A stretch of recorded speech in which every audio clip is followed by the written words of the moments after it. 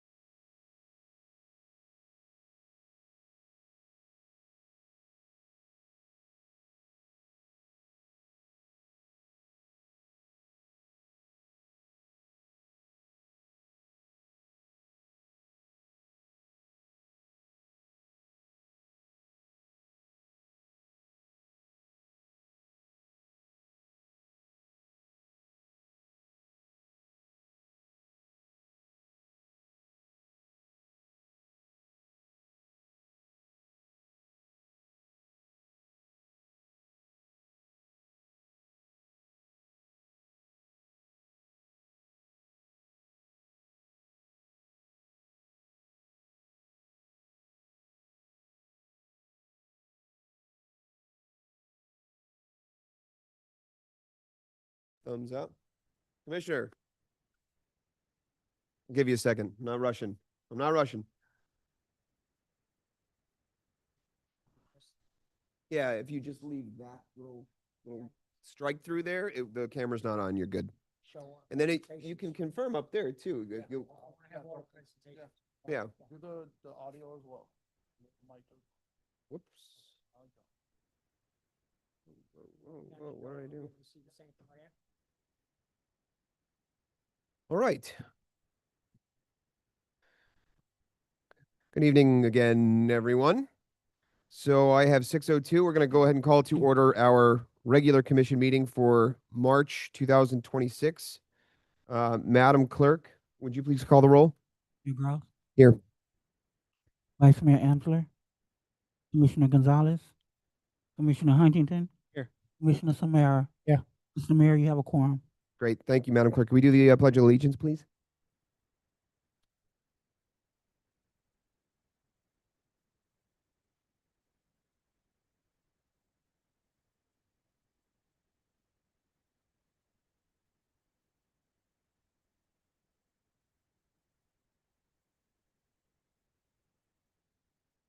So as I understand it, as you said, Mr. Manager, Commissioner Gonzalez is going to be joining us just a little late, correct? Okay. Okay, great. All right, so let's go ahead and take a look at our additions, deletions, and withdrawals. If there are any, I'll go ahead and open up the floor to the commission if there would like to be any at this time.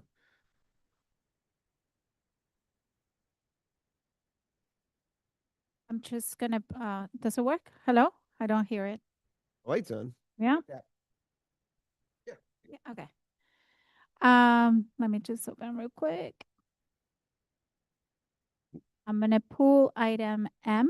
I believe it's the January minutes. That's it? 9M. Yes. 9. Is it? January minutes I see as G. I see as M on the Wait a minute, last. find the wrong. agenda. So if I. The one I'm looking at. Hold on. Mhm. Make sure I'm not looking at the wrong one. Mm. As G. Is it G? Yes. Okay. So we have an M or a G? 9G. Okay. There you go. Thank you. Any others? Mr. Mayor, Yep. For presentations 5B, we're going to kick that to April. There was a scheduling conflict. She's going to be here in April. Let me get back up here to the top. 5B. Yolanda? Yes. Okay, great. Right, if there's no others, I know we have a couple of presentations. We still have 2 presentations left. What I'd like to do, if the commission is comfortable with it, is move our presentations down under public comment so we can get to public comment. We can do that first. Does that sound all right with the commission? And for our presenters, I know we have the fire department here, and I know we have Herb, I think, on Zoom with us. So we appreciate you folks being here with us. I just want to make sure we want to be sensitive to our residents' time, that we don't go too far down into presentations before we get to public comment. So I'm just going to take public comment first, and then we'll go presentation. Is that okay? We're good? Okay. Yeah. All right. So let's do that. I have 9G and 5B. So other than that, do I have a motion a second to approve the agenda as it's been amended? I make a motion to approve as it is, the agenda as it's. Second. Right, all in favor? Aye. Aye, okay. So let's go ahead and get started with our public comment. We're going to go ahead and start our public comment with folks here in the log cabin. Then we will move on to Zoom from there. Just as a reminder for people offering public comment, please, the comments are limited to 3 minutes, and please provide us with your name and address before you begin. So we will open the floor to those here in the log cabin to begin. Going once. We got one. Come on up. We're going to have a mic check for you before you get started with us. No? Check. All right. Hi, last name's Coro. I live in 960 Northeast 118th Street. You guys have seen me before, maybe under not so good circumstances, but here we are again. I just want to be real quick. Back in 2019 or 2021, the village, the commission and the mayor got really hot and heavy on driveways. We had a driven driveway, which when we got the letter of compliance, that apparently that wasn't an approved surface because it was back from the 40s or whatever. And we went ahead, we did our thing, and we dumped a bunch of money on a new driveway. It's 2026, and I see a lot of properties or a couple that still are not in compliance. So, it's not fair. I mean, just to sum it up. So I just didn't understand. I mean, I know there's approved surfaces and a lot of things to be done, but, and there's, I was just wondering, did that driveway thing just lose momentum or?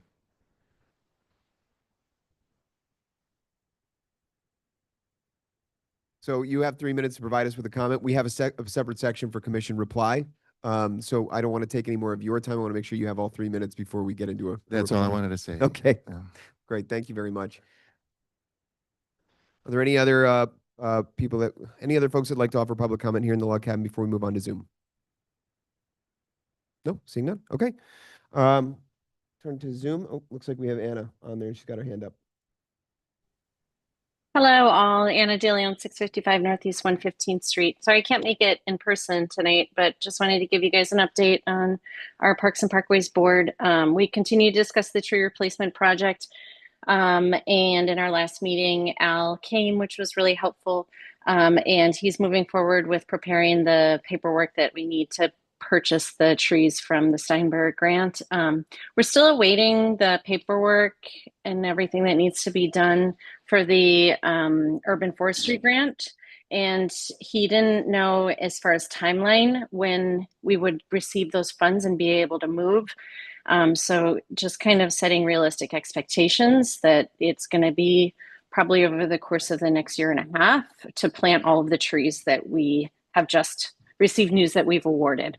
And we recognize that we want those trees in right away and immediately. So we're also trying to help set and curb our expectations and just kind of recognize that there is a process. But, Al is doing everything that he can to keep us going.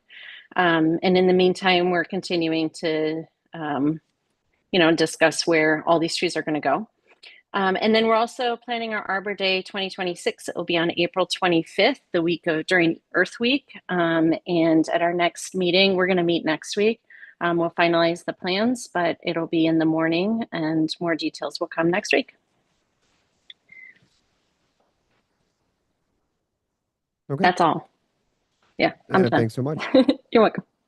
Bye. Okay. All right.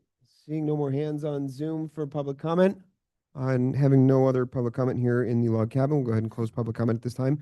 Move on to our commission reply to public comment. So I'm sorry, what was your name again? Cora, okay. Personally, quite honestly, I'm not entirely sure why that happened. I think I'd just be speculating that I think it did probably just lose some steam. But Mr. Manager, do you know where we ended up with the driveway? I think it was an ordinance back at the time, correct? Yeah, I know we're pursuing that, there was a lot of them that were in violation, and we continue to pursue those with the assistance of our code compliance department and with the assistance of our code compliance board. The chair is here tonight, but we can look into the status of all the cases and draft an LTC and send that to the commission. Okay. So if I'd be happy to chat with you and follow up with you after we. Right, I know. I understand. So once we have that information from him, if you want to shoot me an email, you certainly can. We can connect or text me or call me, whatever you like. I'd be happy to follow up with you when we have the information. Okay. I don't have any other reply at this time. Are there any other commissioners that like to offer reply to public comment? You spoke for all of us. Okay. Vice Mayor? I agree with what you said. That's it. Okay. All right, so we'll go ahead and move on from our public comment and reply at this time. We'll go back to presentation. See, told you it wouldn't take very long, right? All right, so Our first presentation for the evening is our Miami-Dade County Fire Department.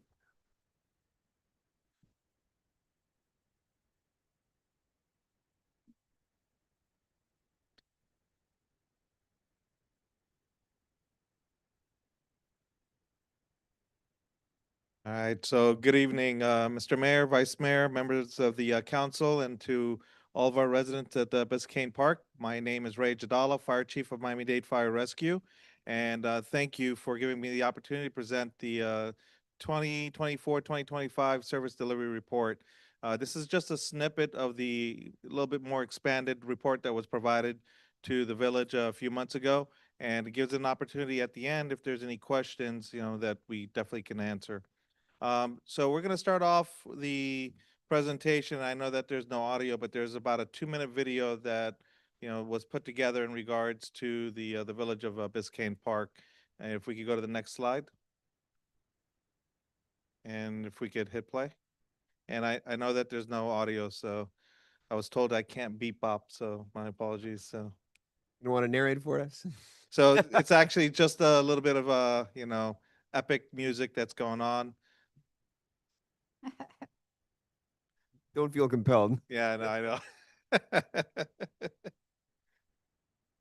So, and obviously the village is, just under 3,000 residents. It's a pie-shaped area within Miami-Dade County.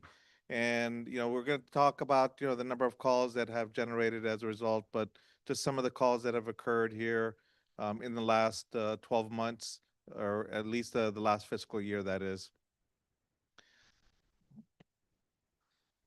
And then, of course, we're going to highlight some of the stations and some of the events that took place, some of the stations that actually respond to the village of Biscayne Park. So the first one here, Station 19. So it's our technical rescue unit with our rescue ambulance.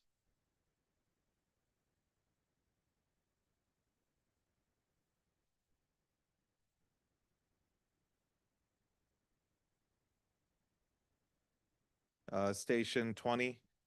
It's a suppression, an engine company, and a rescue company, along with a battalion chief.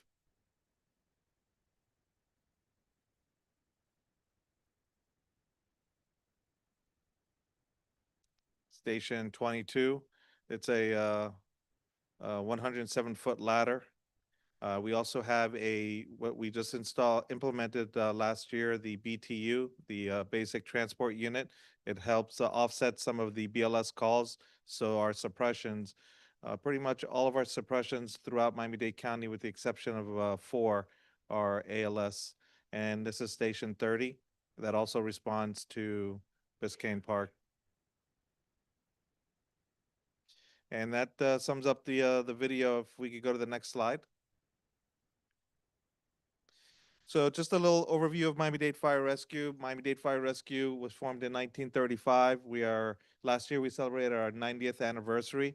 We are the 6th largest fire department, 72 fire stations, 173 frontline units, just over 3,100 MDFR employees. And every day we have well over 500 firefighters on duty to respond 7 days a week, 24 hours a day. Last year, Miami-Dade Fire responded to just under 300,000 calls. And as you can see here in the village, we responded to 217 incidents for fiscal year 24-25. And of course, very important to us and to the community, we are an ISO Class 1 and internationally accredited agency. Next slide.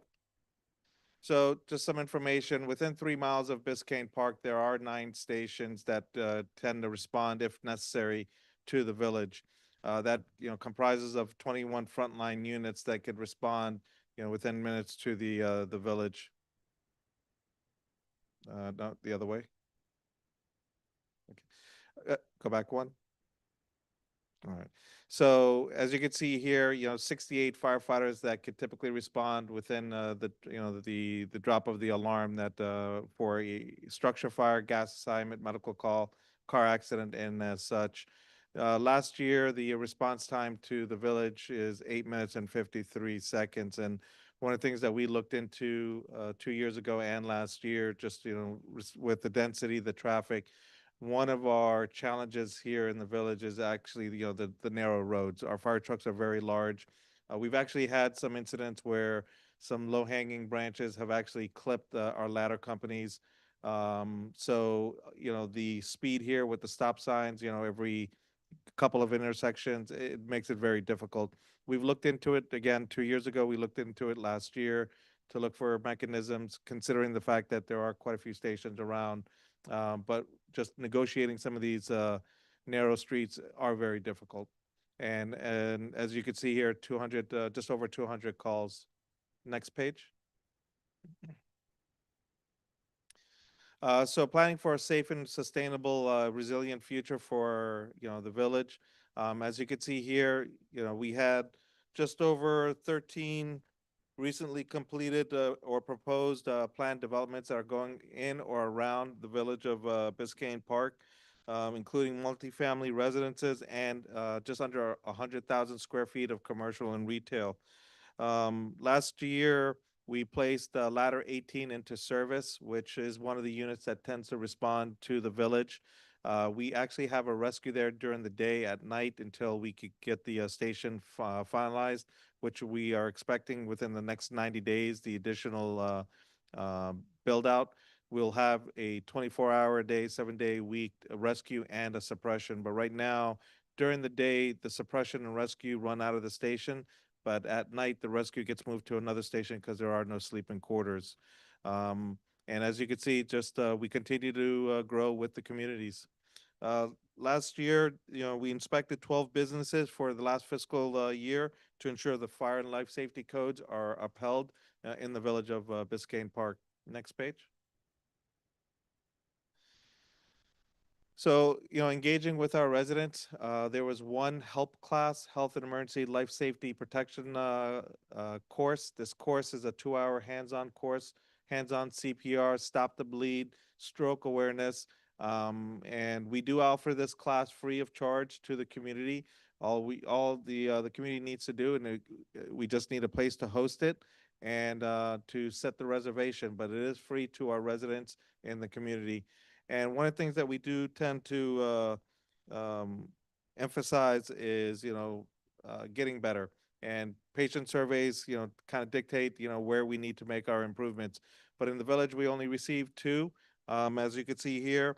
And out of 5 out of 5, we received, again, 2 village residents that submitted their surveys and gave us top score.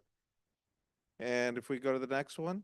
And that wraps up and again, this is a snippet of the larger report that was provided to the village back in January. And I'll open up the floor for any questions. So thank you so much. Chief, thanks very much for joining us and for providing the information. I don't think I have any questions. I just want to express my appreciation for your help to the community here in Biscayne Park. Thank you, Mr. Mayor. Thank you. I want to thank you for coming out tonight. I don't have any questions. Just a couple of things. I'd like to do, if possible, to set up with the last thing you were talking about, that class. I think it'll be good for communication between the fire department and the residents. I think that we can, if get it right.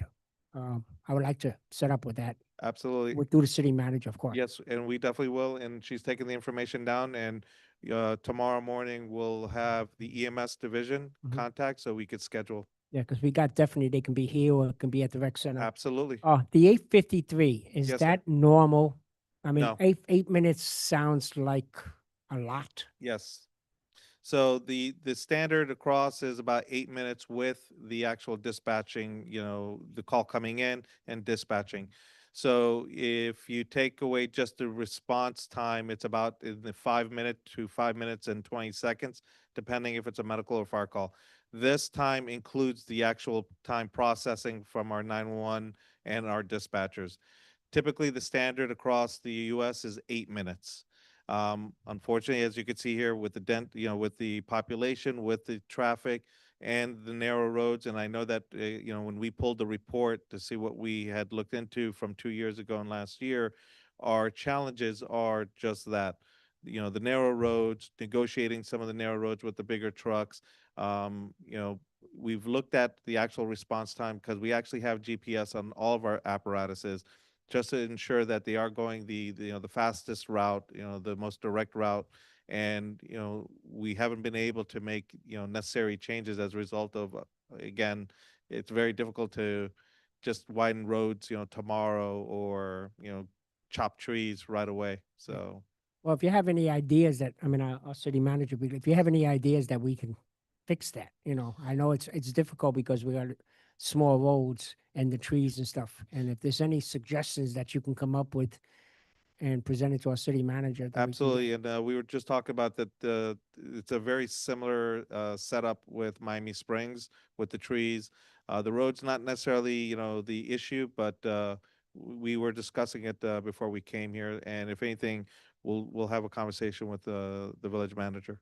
And there's also, if there's stuff that, public relations that you can have that we can present to the residents. Oh, that we can absolutely. hand out. I mean, I think if we do that, especially with kids. Yes. We have a big program, Mr. Issa has a big program at the rec center. And I think if we can have stuff that, we can hand out to kids, have classes on that. And I think we'll get, Absolutely. And in our department, we actually have a splash program, Right. help teach children to swim. But when we actually schedule, when the EMS division schedules the help course, we'll make sure that there are information that we could pass out, where we could actually schedule other classes, other courses, and what may be forthcoming in the spring and the summer, especially for the children. well, again, thank you. I No, appreciate thank you you, coming out. Mr. Vice Mayor. Thank you very much for coming with 4% and for your service. Thank you, Commissioner. Appreciate that. Chief, just like everyone else said, thank you for being here tonight. I just want to thank the men and women of your department for serving this community and Miami-Dade County. I concur with Commissioner Samaria that the help program sounds like a great class to host here at the village. So I want to thank you again for being here and for your presentation. Thank you, Commissioner. Thank you all for the support, and I truly appreciate the time here. Thank you, Chief. Sure. Sure. Yes. Well, a lot of times, not a lot of times, but they do. So when we do have the freight train that goes through, Station 20, so every fire station pretty much in the United States has a nickname. So they are the night train. So that train does, tend to go out even at night, and we could have a 1 to 3 minute delay as a result. Now, at the same time, we are requesting additional resources on the other side of the tracks to start the response time, and that is standard, protocol. Yes, sir. One other thing. Yes, sir. And I'll talk to the city manager about it, but I'd like to have an event, with the fire department and the residents, Oh, we can ye- make with a mascot, whatever. Just make it a big fun day. And Oh, I yes, think that'd be absolutely. fantastic. Yeah, the public, so we could get our community affairs, dialed in also. So, everything that we'll make sure that when we have the discussion, as big as we can make it, Right. we'll make sure that we can go that route. So absolutely. Because we have a lot of kids in this neighborhood, so I think it'll Okay. help a lot. Thank you. So Again, absolutely. thank you for coming out. No, again no, tonight. thank you. Thank you, Chief. Thank you, sir. All right, so our presentation 5B from Yolanda, we're moving to next month. So our next presentation for this evening. Thank you all for being with us this evening. Good night.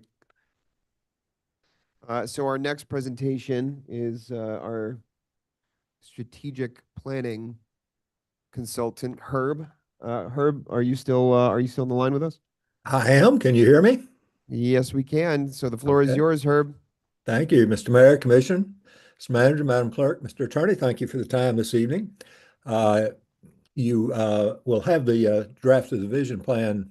A little, strategic Herb, plan sorry, before you. I Do you have- apologize interrupting. It's a little hard to hear you. Okay, let me see. See if I can move closer. Is that any better? A little bit. All right, I will shout at you instead. Thank you. Page 1 is the vision, mission, and organization values we discussed in the retreat, and you endorse those.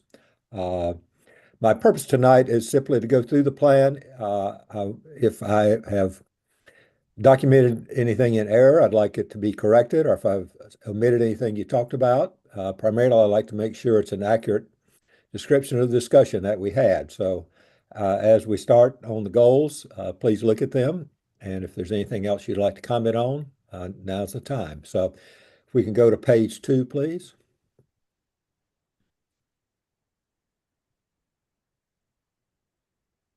Okay. The first goal is really, you've got a lot of work that's still ongoing from the 2026 plan.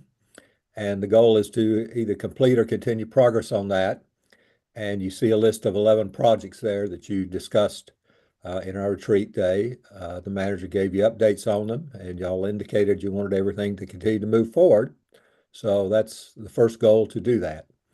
I didn't necessarily prioritize these goals, but this is obviously, you're already in work, so you certainly want to complete it. So goal 2 represents a lot of our discussion on, a number of other short-term, lower-cost projects that you wish to get done. So let me just review those very quickly.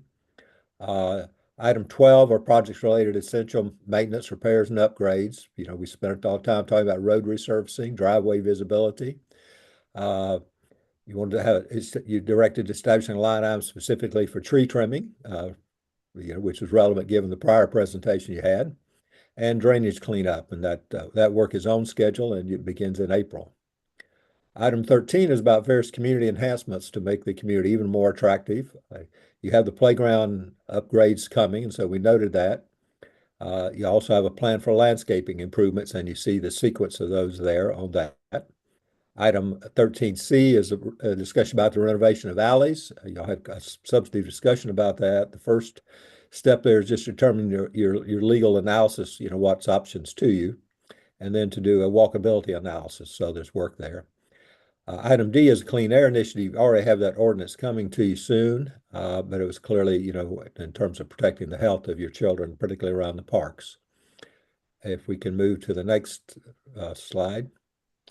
And then, the item was about a volunteer program to help senior citizens on housing. And your first task there was to do a needs assessment. You talked about cybersecurity, and you will be getting a briefing on that plan, and then you'll give further direction after that. State of the Village event, you certainly endorse that. The mayor's responsible, and you're doing a trial this year. I talked about doing a village brand, including a branded identity for all the village vehicles, so that and then the branding of just the village facilities themselves to do that. And then a communication policy, which you discussed in some, and the manager told you it's being developed for your review soon. So item 16 is about organizational effectiveness. You wanted a procurement by resolution practice. You directed to move to that to make it more efficient, and to delegate the manager 50,000 purchasing authority. Both of those are so you can get projects moving in a quicker manner. You talked about modifying the permit fee from $100 to at least $500. And then you talked about standard operating procedures, and you direct the manager responsible for that, and he'll report you on that. We can move to the next slide, next screen. This is goal 3. This is where we had a lot of substantive discussion the morning of Saturday. First, there is what I call an integrated master infrastructure plan. You've got a lot of major infrastructure projects underway, and they're noted in bullets there. There are various stages. Some are analyzed, some of the analysis is done, some of it's underway, some of it's to be done. So there are really 3 tasks there. 1, complete these various studies. Task 2 is develop an integrated analysis so that these things work together. You don't want to, resurface a road and then have to tear it up for a sewer pipe. And then task 3 is develop a multi-pronged funding strategy. As you well recognize, there's a significant cost here. There's not going to be any one funding source. You're going to have multiple funding sources. And so, but the whole thing there is really a master infrastructure plan. The second strategy there is what I call the master recreation plan. Again, this is a facility-based, but it's also programs. And you develop 2 tasks out there. First is just to identify modifications to your existing structure so that you can increase your programming.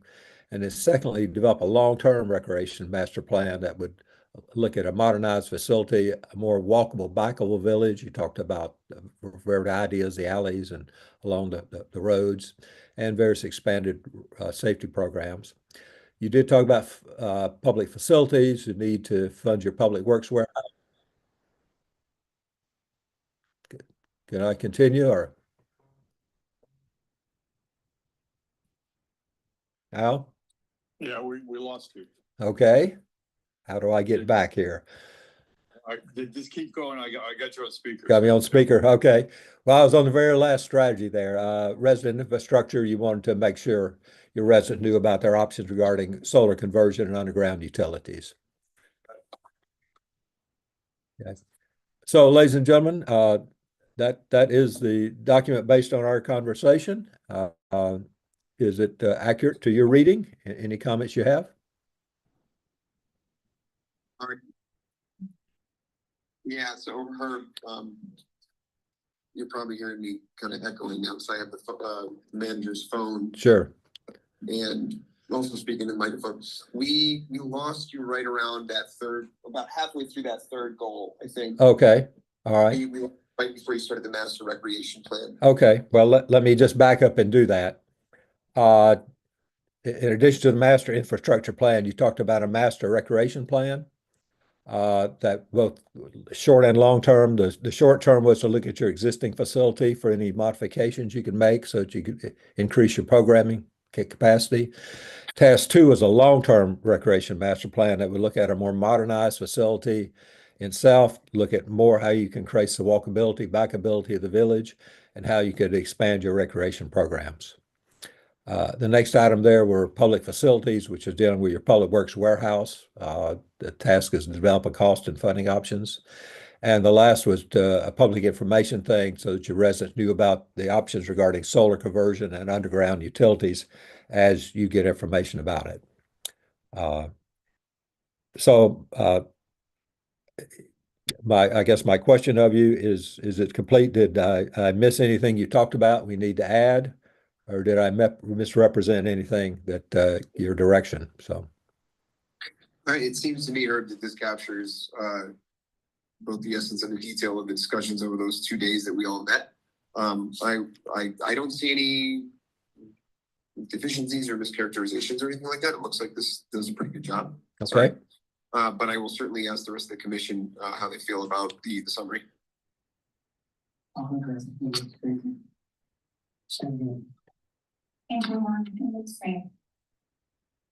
So, Herb, if you can hear me. Yes. Sorry, this is a little awkward. It's the joy of technology. Yeah, the commission's unanimous that this looks good and that it captures everything that we discussed in a detailed fashion. So good. I'll certainly ask the commission if there's any questions for you at this time, but I think that we're all aligned that this does a good job in capturing what we discussed. So does the commission have any questions for Herb while we have him? I just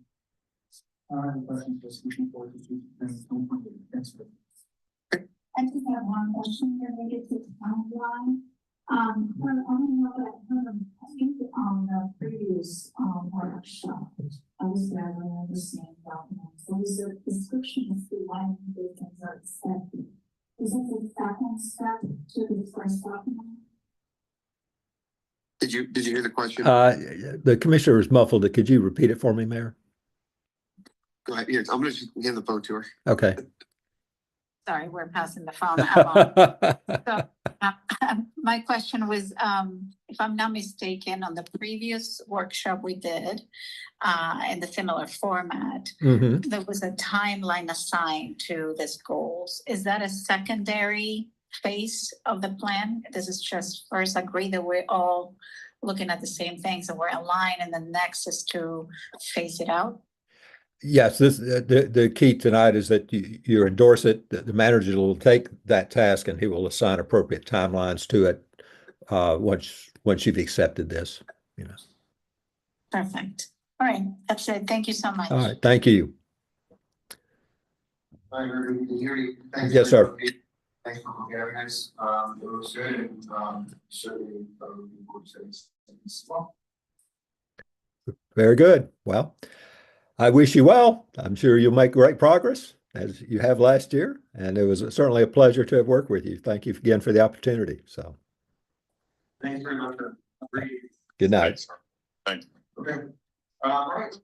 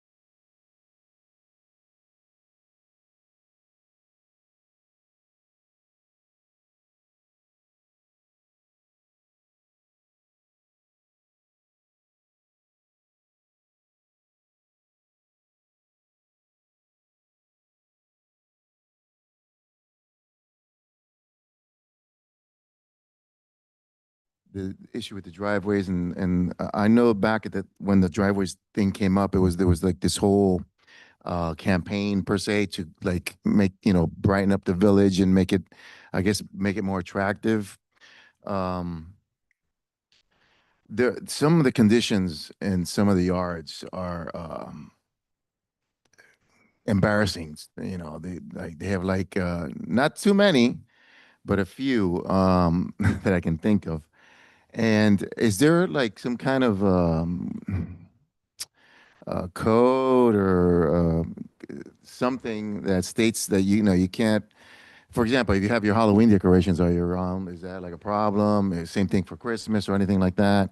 Litter in the yard. There's a few that. And I was just wondering if that was part of the. Sure. Yeah. Short answer, because that's a mouthful. It's a bit of a loaded question. Short answer is yes. There are codes that deal with aesthetics. I remember the immediate previous commission did pass a code with respect to things like holiday displays being displayed past certain timeframes. So there are those things. Yeah, I was just using that as an example. Yeah, of course. I understand. And so I don't want to speak on behalf of Doreen by any means, our code director. But there's enforcement vehicles. We have people out issuing citations if they are doing the investigations. I would encourage you to have a chat with Doreen if you have specific questions about certain ordinances, or codes, Okay. or specific properties. If you have one in mind that you're thinking of, and maybe have that conversation with her. We generally at the commission meetings, we don't dive into like the very specifics about each individual house, because this is more of a general report from our code department on what they've been up to in the last month. So if you're thinking about, there's a specific question about code enforcement. Sorry, Janie, go ahead. No, it's okay. Sure. So Janie serves on the code board as well. I don't know if it's related to this, but I guess the response I would say is I would encourage you to get together with our code director, because she can give you some more specific answers to maybe some of the more specific questions you have. And that would be. But there are codes. Doreen's Will be at the back back. here. She's our code director. Yes. Okay. Okay. Okay. Thank you. Sure, of course.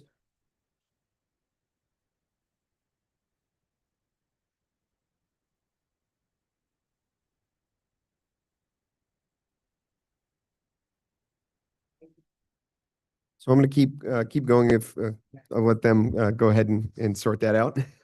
So if there's no other questions on our code report for the evening, I'm going to go ahead and move on to finance. Are there any questions on the finance report for this evening? I know we have Paul here with us. Any questions? Hearing none? Okay. Paul, you're sticking around with us until the property tax discussion? That's going to be at the very end. You sticking around? Sorry, I was... What's that? Okay. All right. So. Ready?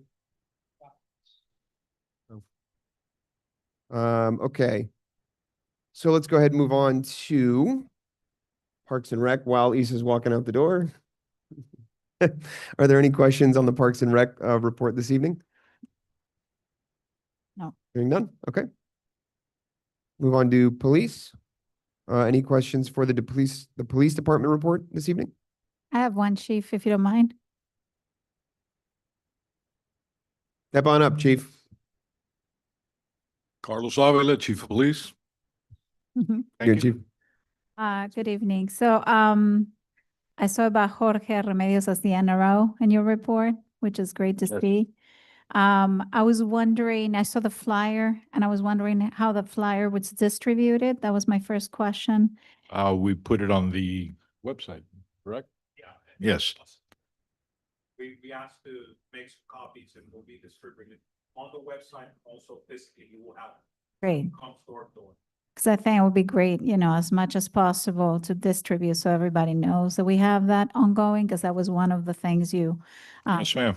presented. So He's already been visiting the houses, talking to the to the And residents. that was going to be my second question. So I'm sure there is a scope for him to start with. And I was thinking, how are you prioritizing this sort of knocking on the door? Well, we're starting on one end of the city and hopefully getting to the other end of the city, obviously it's going to be a slow pace. Yeah. Sometimes it turns into 2-hour conversations.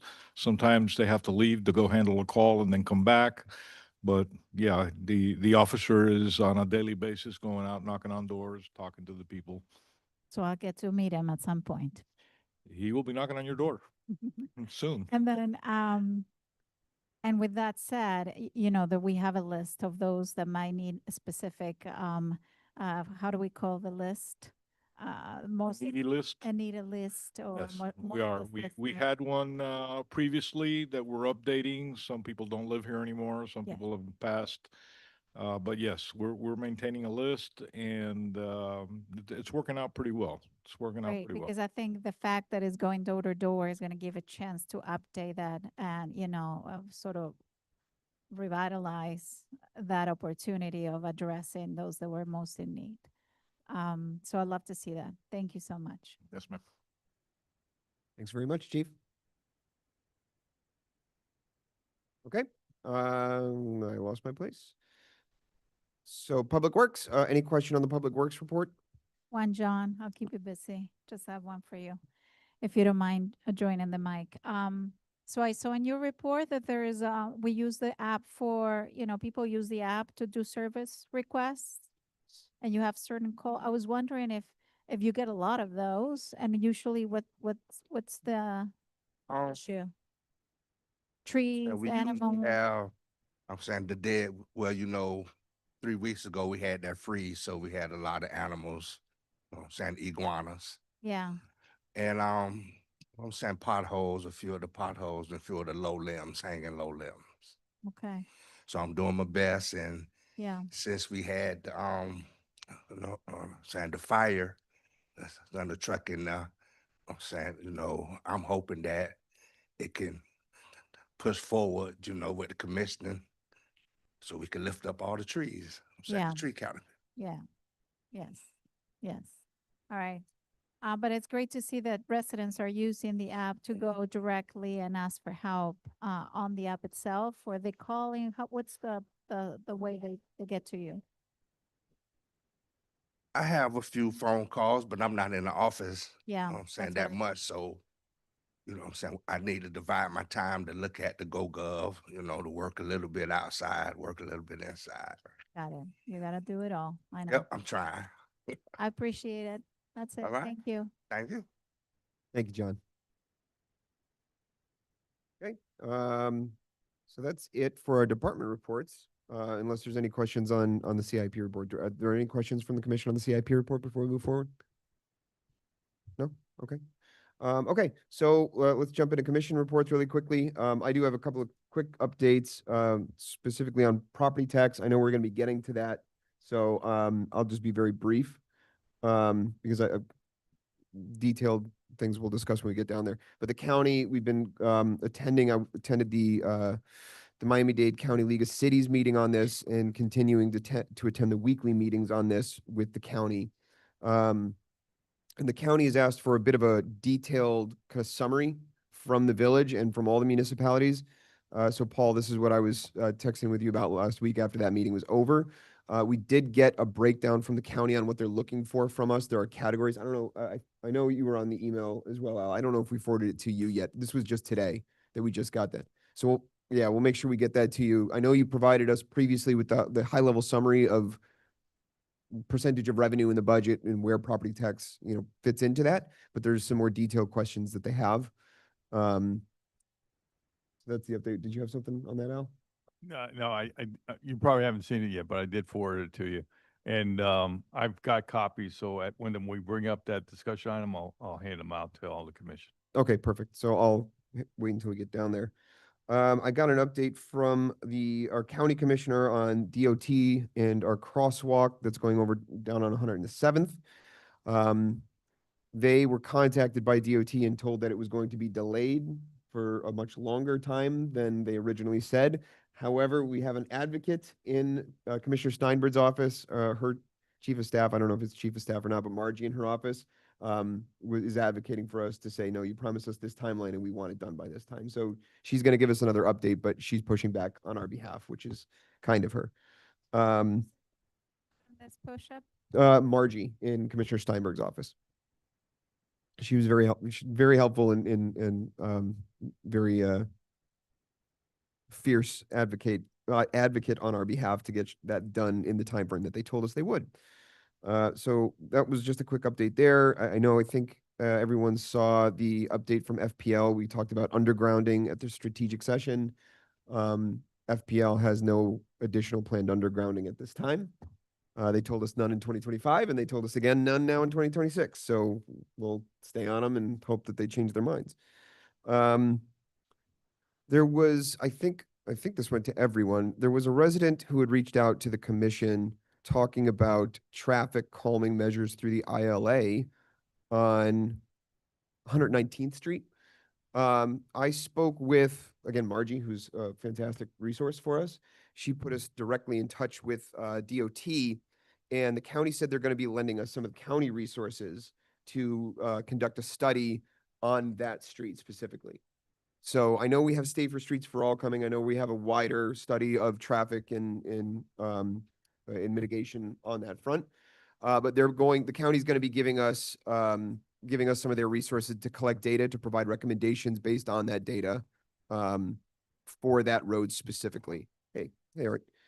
I didn't get a timeline, but they said that they were going to help us with that, and that I did again confirm, going back to the ILA, that once we have that data, we are going to be able to use it to implement some traffic calming measures specifically in that area. So that's not a wider village study at this time, but it's specifically to that area that was requested. So I'm sorry. So I want to understand. So what does that mean? Does it mean that they're lending us certain markers in order to gather data? I think I'm allowed to provide this to the manager. Well, you have it, Al, and I think we're allowed to provide this to the commission. So I'll ask Al to forward it, because it's really just opinions from the county on answering some of those questions that were asked to us. And I'll just read to you verbatim what she told me, because I don't want to misrepresent what she's saying. She confirmed that Northeast 119th Street is a local residential road with east-west stopping conditions at 11th Place and 10th Ave, which are the roads with connectivity to the north and south accesses for the neighborhood. We, meaning the county, will collect data to provide recommendations based on the collected data and vehicular crash records. So they're going to collect the data and then share the data with us, with the Village of Biscayne Park, to see how we can use that data to implement some calming measures based on the ILA. So it was good of them to offer to do this for us based on the request. So my doubt is, how is their data different than our data in terms of traffic and accidents and all of that? That we would rely on their data instead of using ours. I believe this is my understanding through the emails and the discussion that I had, is that they're collecting more like vehicle count and speeds rather than just crash records. How do they do that? The counters. Which counters? You know, they put they did it on 107th, where they put the line wire across and they count cars and they are able to take speeds. So that's what I'm saying. So Yeah. hopefully they will lend that to us in order to do that sort of a recollection. Believe that's what they're saying they're going to be doing. This is just from the other night. So they said they'd be following up with us, but Al, if you wouldn't mind sharing that with the rest of the commission, and everyone can just kind of see what they said. But they offered some help, so we just had to ask. Mhm. So I don't have anything else. We'll go ahead and open it to the rest of the commission. The only thing I have is, and it'll probably be when we discuss the property tax, but I wanted to find out from the city manager and this commission, if it's possible, if we can have either a workshop or a town hall meeting for the residents in reference to when this property tax, because a lot of residents residents that approach me are concerned about the property tax thing that's happened in Tallahassee. If we can possibly have maybe a town hall meeting or something. Yeah, so to answer that question, the discussions that we have with the county are saying voter education is a big part of this, because ultimately we'll go to the voters if there's anything approved by the state legislature. So the answer is yes, there will be an educational component, but right now there's no definitive action by the state yet. There is a proposal that left the House on how to handle it one way, but there are there's no definitive action from the Senate or from the governor's office yet on which way it's going to go. So we can't, we can't educate until we know what they're proposing to do and put on the ballot. Okay.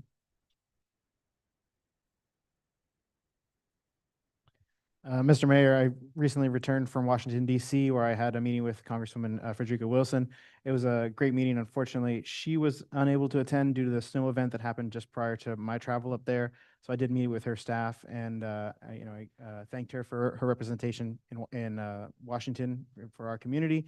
I spoke a little bit about our needs as far as a village, that we would welcome any local funding requests that she would champion.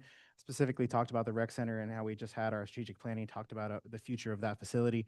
Her staff was very encouraged by the talks and said that that's actually a project that she could get behind.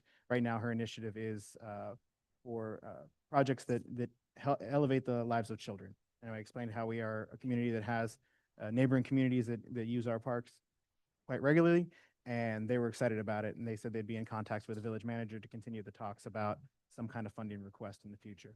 So That's great. I invited her here. I don't know if she'll take me up on the offer to visit us one day in the log cabin, but her staff was familiar with our log cabin, remembered our quaint little meeting place here. And we'll hear back what she says about visiting us for a meeting one day, maybe after session is over.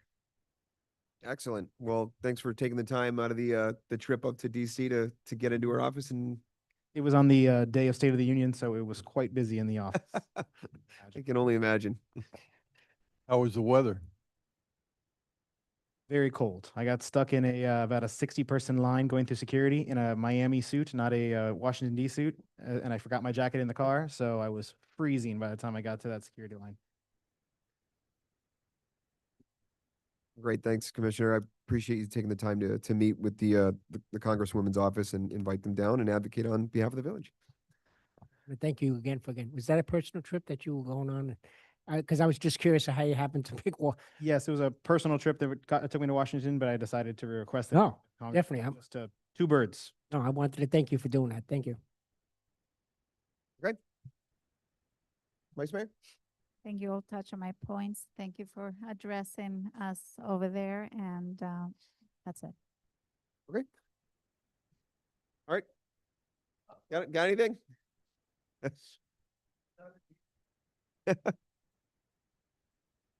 All right, everyone. So that'll conclude our commission reports for the evening. So let's go ahead and move on down to our consent agenda, our amended consent agenda. Do I have a first and a second to approve the consent agenda? I make a motion to approve the consent agenda with the changes that were made.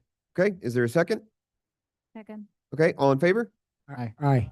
Aye, okay. And I'd just like to extend appreciation and thanks to our new board members with the Biscayne Park Foundation, Alessandra and Sarah, and our new board member with the Sustainability and Resilience Board, Tammy. Thank you.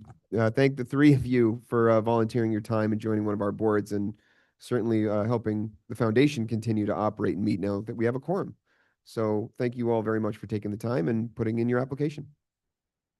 All right, so that concludes our consent agenda. Let's go ahead and go down to our ordinances. We have a few this evening. Our first is ordinance 2026-01. John, would you be so kind as to read it onto the record for us? Sure. This is an ordinance of the Village Commission of the Village of Biscayne Park, Florida, amending the Code of Ordinances, Village of Biscayne Park, to prohibit smoking and excessive idling of vehicles at city parks, providing for inclusion in the code, providing for conflicts, providing for scrivener's errors, providing for severability, and providing for an effective date. All right, thanks, John. Do I have a first and a second to approve the ordinance? I make motion to approve the ordinance 2026-01 Clean Act forbidding smoking in the village parks. Second. Okay, is there any public comment on the ordinance before we move to discuss? Any on Zoom? Do we have anyone on Zoom? No? Okay. All right. No, seeing or hearing no public comment. Let's go ahead and move to discussion. Is there any discussion on the ordinance before we do a roll call for vote?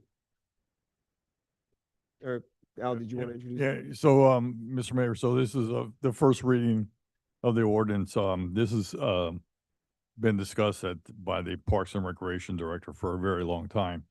And As you know, other jurisdictions around us have ordinance similar to this where they don't allow smoking and vaping within the park.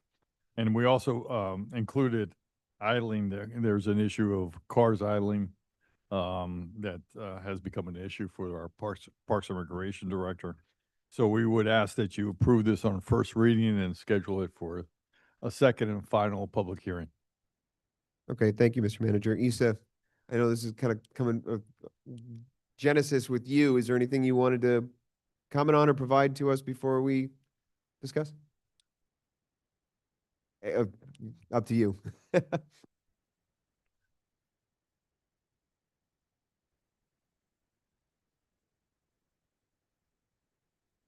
I think the manager touched on it perfectly, but like we're far behind the 8 ball on this. All Miami-Dade parks don't allow it. Miami Beach even doesn't allow it.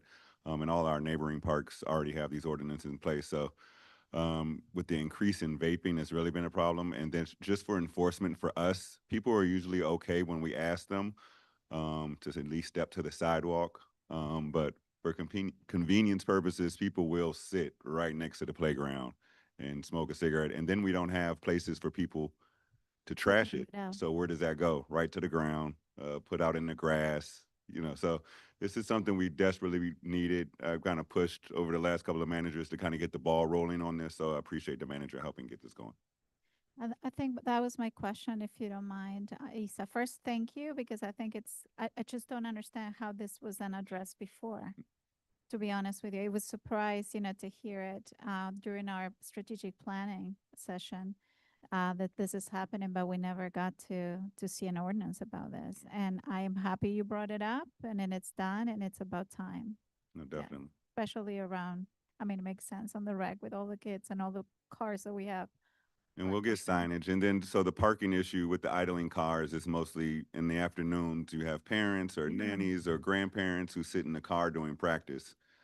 So the goal is to get them to cut the car off, step outside. But I think we have it at an hour, like 40 minutes or something as the limit.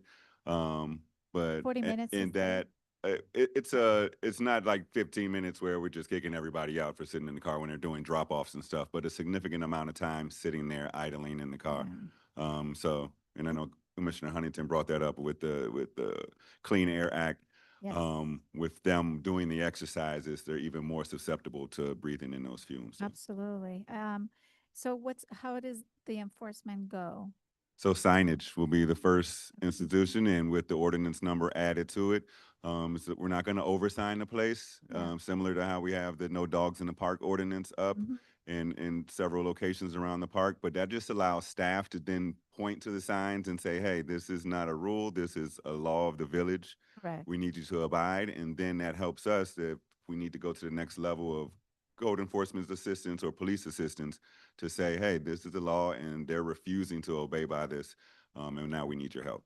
Got it. Thank you. Just a quick question. So I love signs, but I don't love signs. Me So too. the question is, can we consolidate all of the signage that we're doing so that we don't continue to add more signs? Me and John were just looking at signs the other day. So that definitely is my goal. I'm not a sign person. I think it takes away from interaction, the interaction of staff as well too. So I want them to help push it vocally. But yeah, so I want to consolidate the signs and kind of just have them in main locations. Even the no dog signs are kind of on the outskirt of the park. So when people are interior, they're like, where's the sign? I don't see a sign. So we'll put them in high traffic areas and kind of list them, especially these laws that are now in place. So definitely, great point, sir. First, I want to thank you for bringing this up. I'm just surprised that this hasn't been brought up in the past. A lot of times Biscayne Park gets far behind things. So I'm glad we have this. This is very important, especially when we have kids. Absolutely. Our kids hanging out the rec center. There should be no smoking, vaping and all of that. So I'm glad that's going to be done. Thank you. Thank you, Issa, for bringing this up, and I'm just glad we're taking this important step to protecting the respiratory health of our children and our residents. So thank you. Thanks very much, Issa. No problem. Thank you. Appreciate it. All right, so if there's no other discussion on the item, Madam Clerk, would you call the roll? Mayor Groh, Yes. Vice Mayor Antler,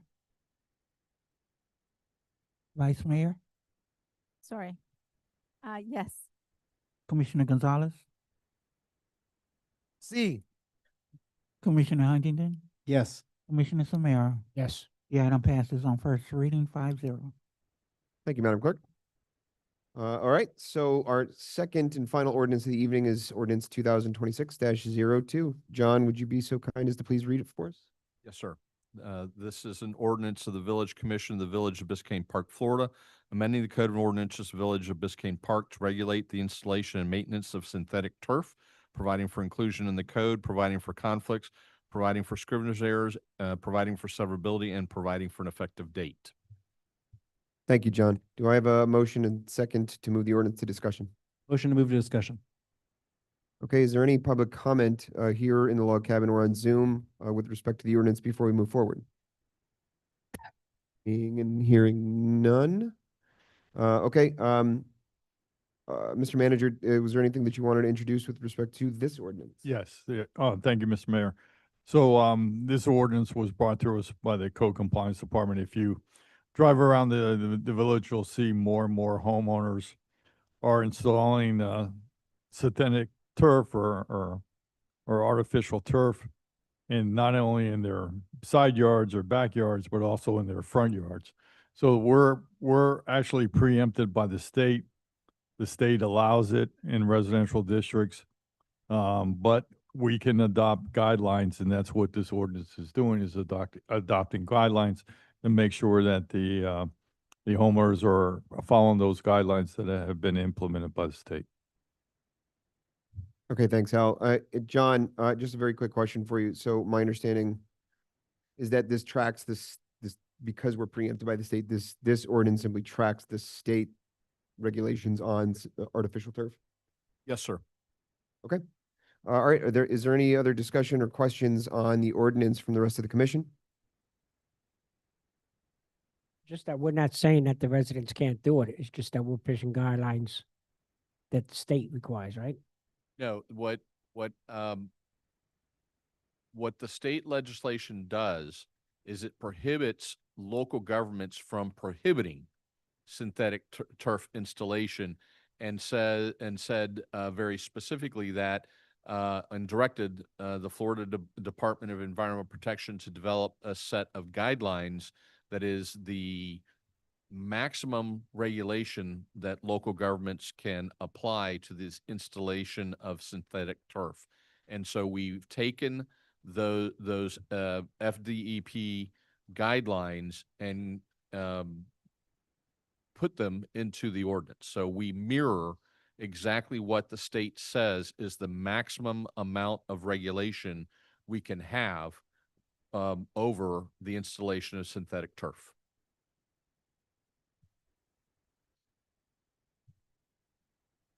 You can still do it, you just got to follow the guidelines.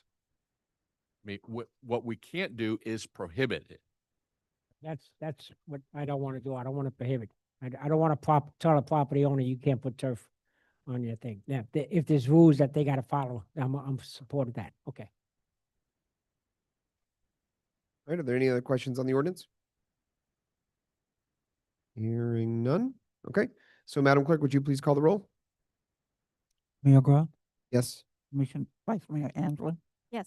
Commissioner Huntington, Yes. Commissioner Gonzalez, Commissioner Samara. Yes. Mr. Mayor, the item passes on first reading 5-0. Thank you very much, Madam Clerk. All right, so that concludes our ordinance section for the evening. Let's move on down to our resolutions. Our first resolution for the evening is Resolution 2026-19. John, would you be so kind as to please read it on the record for us?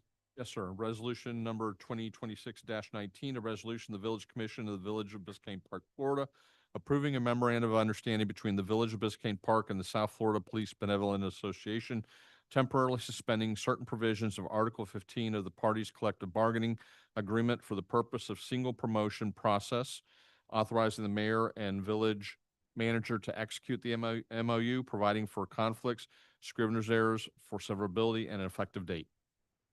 Thanks very much, John. Do I have a motion to Yes. move to discussion? I'd like to make a motion to approve Resolution 2026-19, approve an MOU between the village and PBA, reference sergeant exam waiver.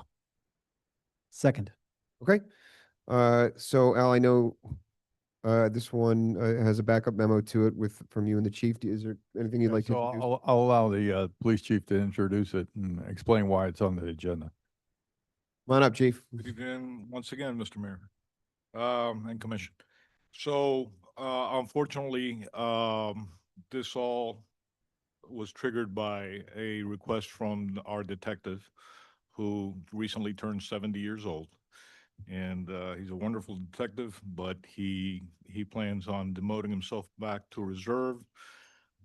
He's got some issues, going on at home, and he can't handle the full-time position anymore. So that triggered an opening in the Detective Bureau, and a sergeant wants to take that position as a detective. He's qualified for it, and we're okay with it, but that requires a self-demotion. So that leaves me with a sergeant's position opening. I only have two people that are eligible based on the rules and the requirements. One does not want it, and the other one does, so there's no reason to give a test. We spoke to the PBA. They immediately send me an agreement that they're good with it, and that's why it's here in front of you today. And I I pray that you agree with it. All right, chief. Thanks very much. Are there any questions for the chief on the resolution? If you're okay with it, I trust your judgment. Thank you. No questions for me. Just congratulations on the promotion to the new sergeant. Thank you.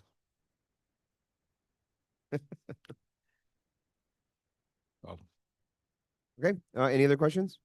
Nope. No? Okay. All right. So having concluded the discussion portion, all in favor of the resolution? Aye. Aye. Aye. Thank you, chief. All right. So I'm lost in the agenda here. All right. So the next resolution we have on the agenda this evening is resolution 2026-20. John, would you be so kind as to please read it onto the record for us?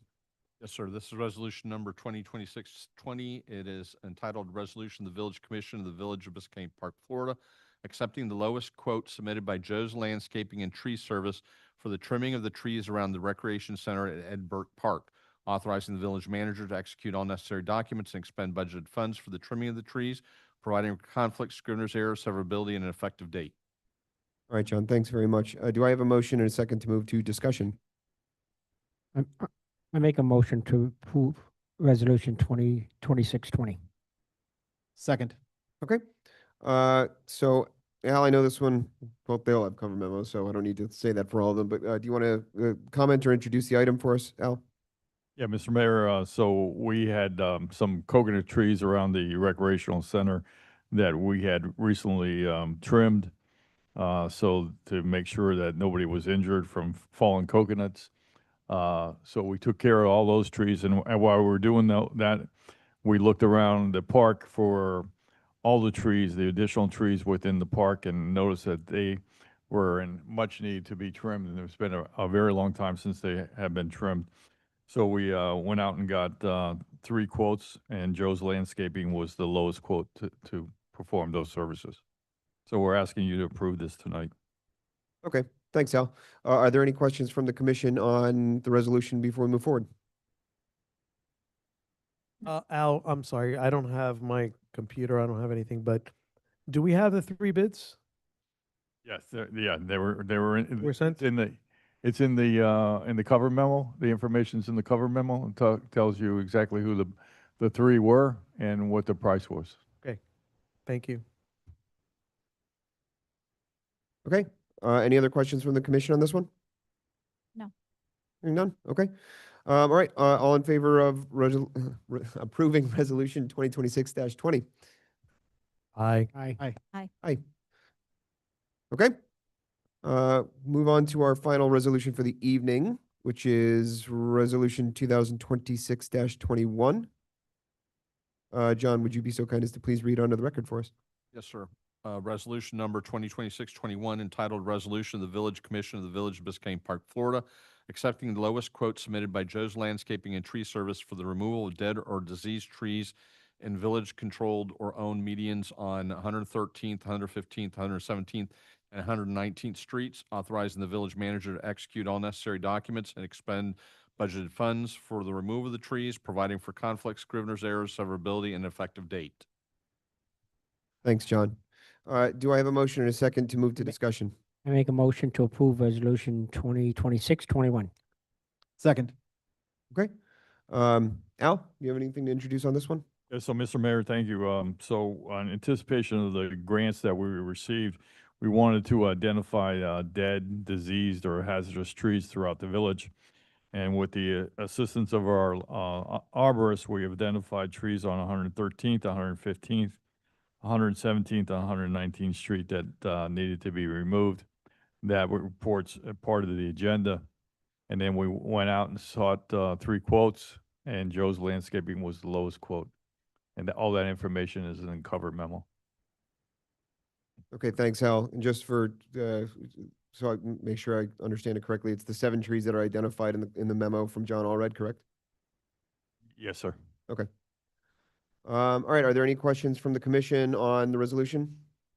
Yeah, No. so I'm gonna talk you as usual about wildlife here. So just in terms of procedure, when is this expected to happen? Do we know? So Joe's Landscaping is very fast, Commissioner. So usually, once this is approved, if it's approved tonight, John usually contacts him tomorrow, and then he usually schedule it. Sometimes he'll schedule it this week, or at the latest, I seen him, maybe 3 or 4 days, but they're very quick.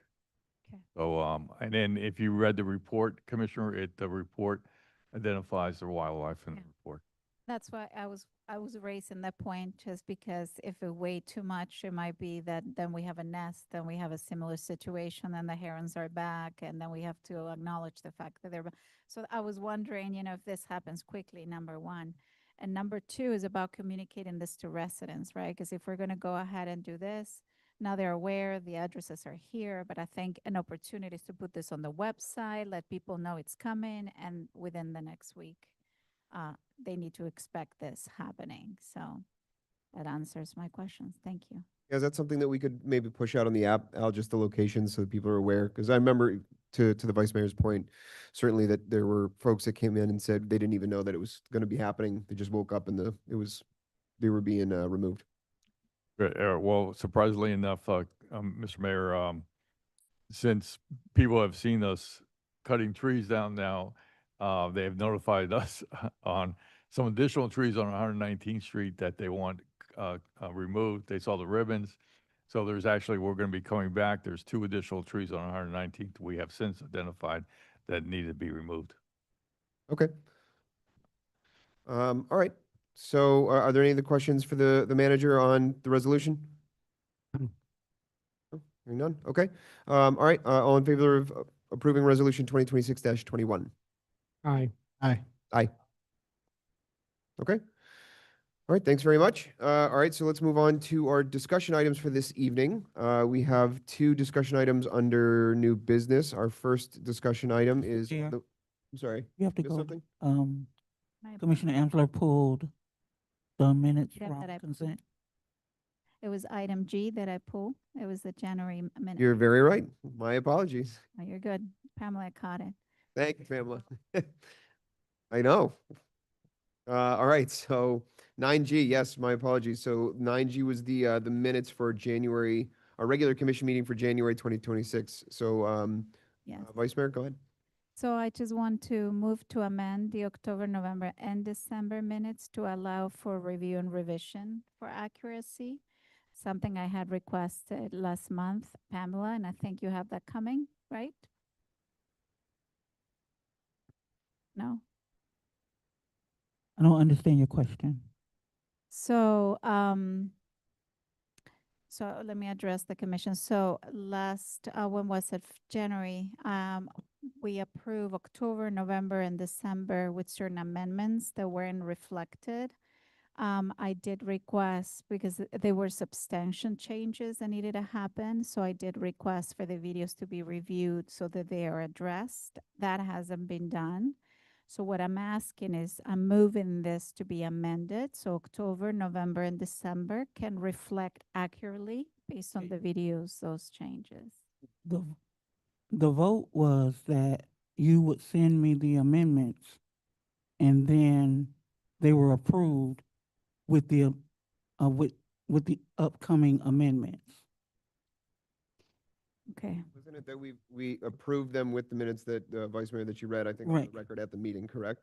But she was going to send me her edits because she didn't fully place them on. Yeah, and I agreed to send some of them in writing so they're clear.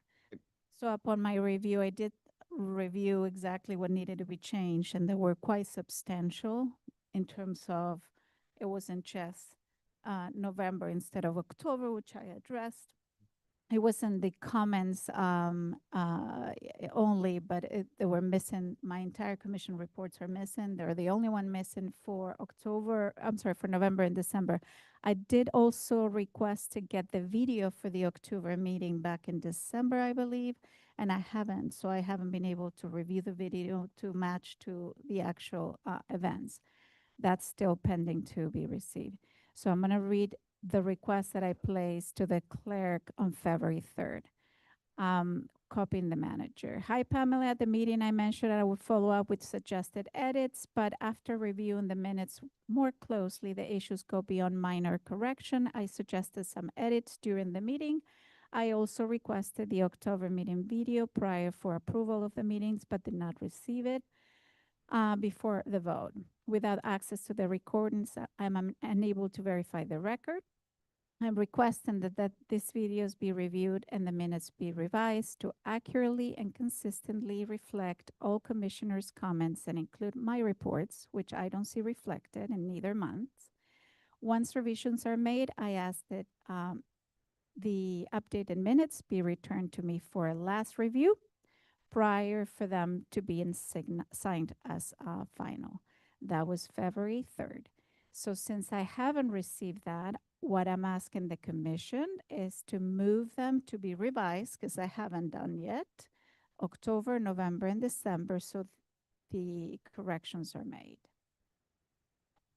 Mr. Mayor, can I? Yep. Sure. So, let me just say this, that minutes are just that, minutes.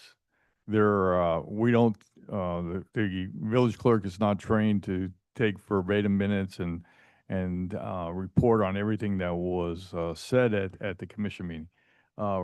She's trained to report what happened, that the village was called to order at 6:05. The meeting was adjourned at 9:15. Discussion occurred at the resolution, 2026-20, and it was passed 5-0. She reports on the action that was taken during the meeting. She reports on not what was said, but what took place. And so we're unable to capture everything that was said by each and every one of you. That's not what minutes are done. If you look at other cities throughout the county, and the cities that I've come from, they're just that, just minutes. There's the city of Miami is the only one that I am aware of that does verbatim minutes, and that by their resolution that they pass, and they've got a staff that's able to do that. But we just brought in an additional clerk to assist with the workload, and that's just not something we're capable of doing, is having capturing every word that each of you say at each of these meetings. So I understand the function of the minutes. I think, and I could be wrong, so Vice Mayor, please correct me if I'm mischaracterizing this, because I certainly don't want to do that. I think what the Vice Mayor is saying is that the minutes were reflecting an inaccuracy. Now, I'm not saying they need to be verbatim, because that's what the video is for. But if there's something that's being reflected in the minutes of something that's just I'm not saying that this is the case, Pamela, I'm just saying, for example, if a vote was voted 3-2 and it wasn't 3-2. So, Vice Mayor, I'm not trying to put words in your mouth. I'm trying to make sure I express this correctly, that if the Vice Mayor is saying that there were inaccuracies in those minutes, that they just need to be updated to reflect accurately what happened in those. Not, again, not that we're recording verbatim that everything that happened, but just that there's, But I need her to tell me what those are because I don't know. So here's my feedback on that. So this is the process. I actually asked the attorney, how to address this because, again, I don't want to be the one holding all these minutes. I'm very happy to say I don't approve them, but I don't understand that that's the process here and the purpose of the minutes. The purpose of the minutes is that we are all comfortable that everything is being captured equally and in a way that addresses all the points that we were trying to make. So I'm not comfortable how they're addressing. Again, I made comment of this. This was February 3rd. That was a month ago. This is the first feedback I get about this after following up. And so I'm not going to go through 4 hours of videos. That's not my job. All I can tell you is my commission reports are missing, not yours. My commission reports, when I talk about sunshine, when I talk about my items missing, all of that is not included. Your comments are included. Mine is not. That's an example. And the other part has to do with item. I think it was the,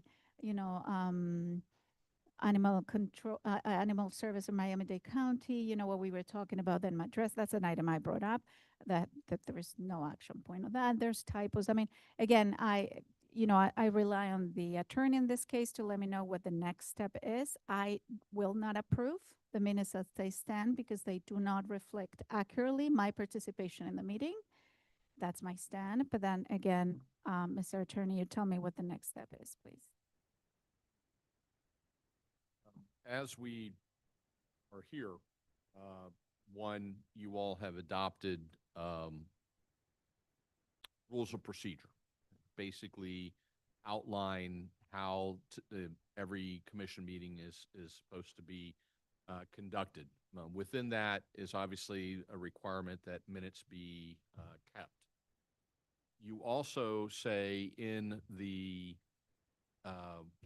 rules of procedure that in the absence of a specific rule, you default to Robert's Rules of Order. And so, and I can put this in a, more formal document if it's the desire of either the vice mayor or the commission as a whole. But according to Robert's Rules of Order, the newly revised, of which I have a copy, but I don't have it with me.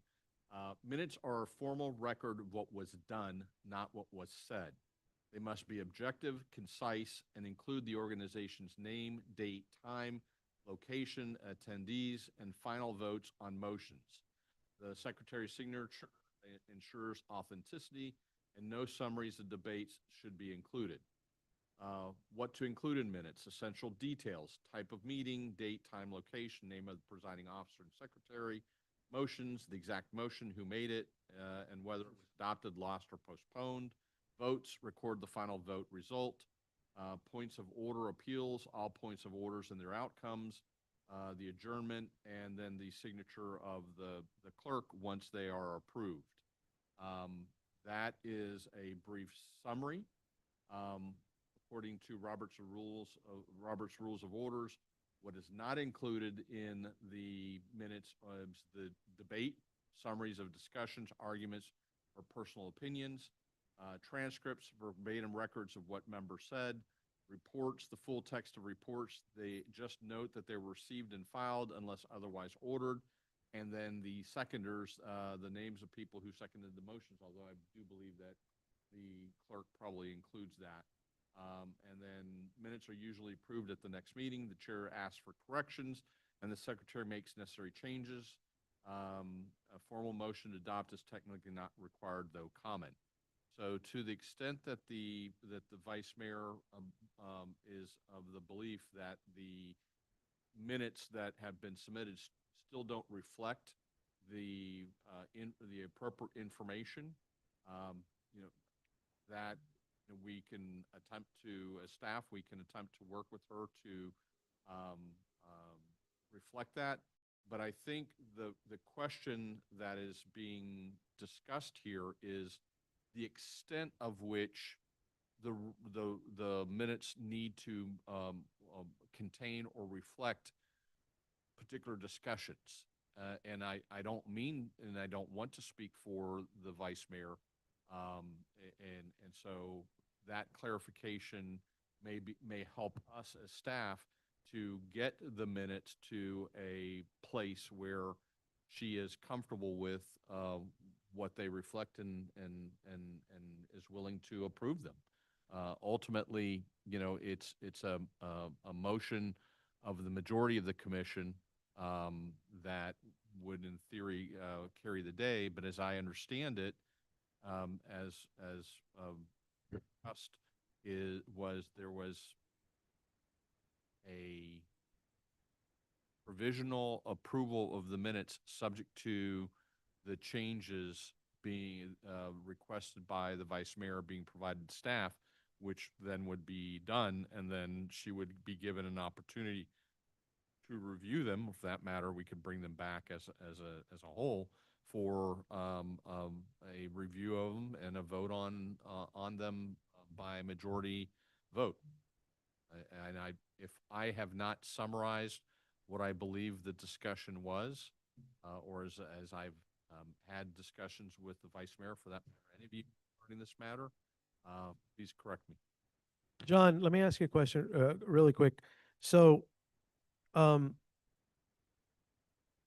if we were to get somebody to do this, we would probably need somebody like a full-time person to just come here and just do the minutes. I mean, I'm not the minutes, but like a verbatim. But isn't that the reason that we have these things are taped? And you can go back to these things. These things are legal taped, and you can go back and specific dates and look at it and look at specific information that or what was said specifically. Isn't that the reason that we do these taped things? Yes. Okay. I have, in my career, I have only worked in one city where they kept verbatim transcript of the minutes of the meeting, and generally it was a 3-month backlog, and eventually when that particular clerk left the employment of that city and a new clerk was brought on, she immediately converted over to action minutes, which is what I described is Is what we do now. Is what we do now, and that became the norm at that regard to how that particular municipality maintained their record minutes. But yes, there's always the ability for someone to go back and look at the transcript. I'm sorry, the tape of the meeting, and if necessary, make a transcript of that meeting. And I have seen instances, primarily in litigation, where someone's gone back and because there wasn't a court reporter present, they've recreated the verbatim discussion by transcribing the recorded meeting. So, Mr. Mayor, if I will, I completely understand Commissioner Amesler's concern about accurate minutes, but as the attorney just pointed out, I think we are completely following the Robert's Rules of Order, which are established rules for these meetings. And I think we're really kind of bordering on a discussion item at this point, not talking about the January minutes. I haven't heard an issue about the January minutes. I've heard about October, November, December, but not the actual item that's on the dais right now, which is the January minutes. So if we have an issue, we want to talk about that one, I would be more than welcome to talk about that. If we want to have a discussion item about our minutes procedures or Robert's Rules of Order, that could be a discussion item for next month. But I think we're getting past the subject here of the item that's on the table. So I certainly agree. I think we understand what the minutes do. But again, I want to, if the vice mayor is saying that there's an inaccuracy, I certainly don't want to vote on something that's not an accurate record. I understand that it's not verbatim. We know that that's Robert's rules, and I'm fine with that.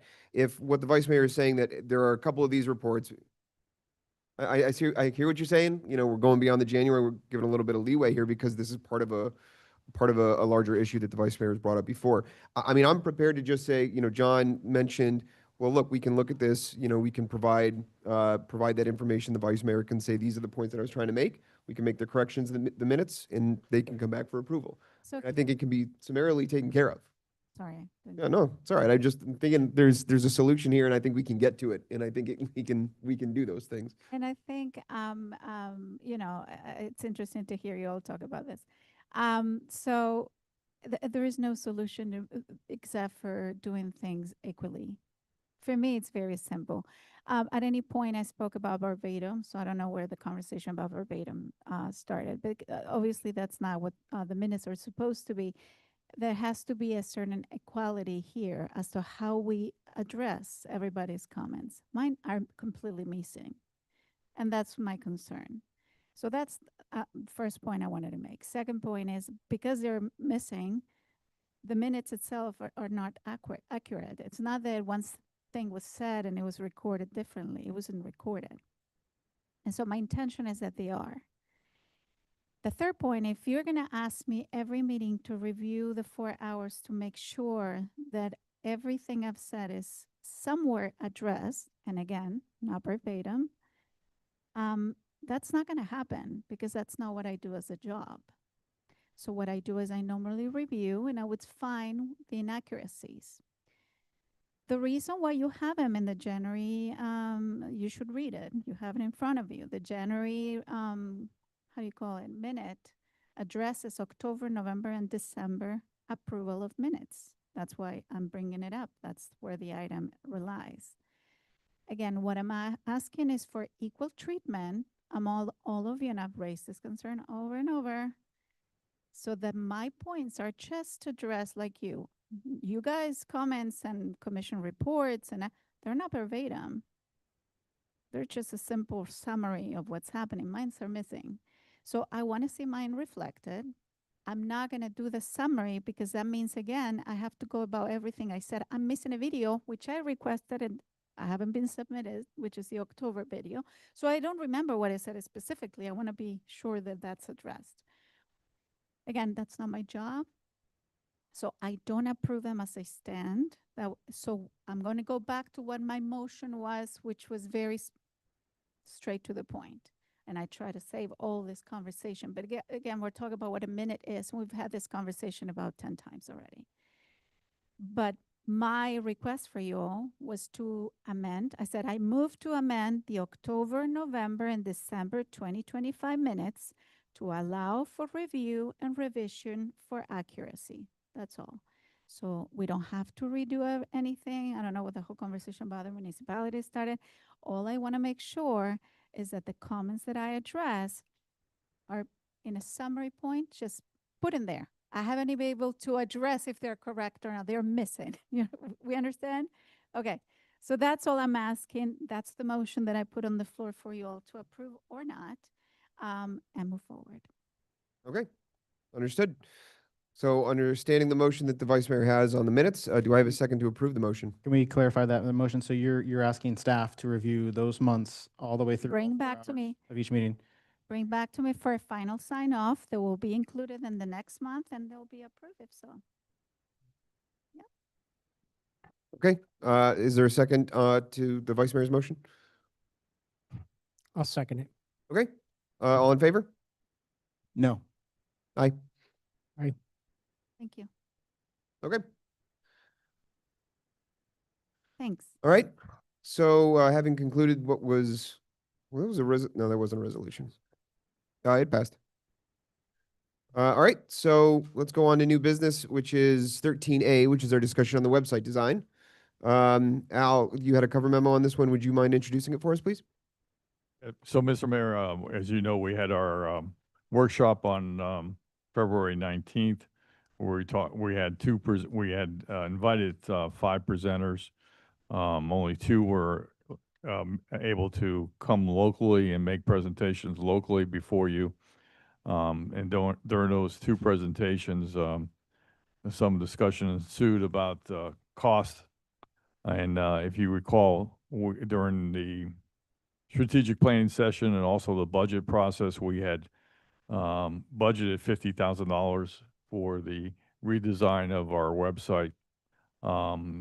and there were discussions about what type of website you wanted, whether you wanted a Volkswagen, a Ford, a Chevy, or a Cadillac.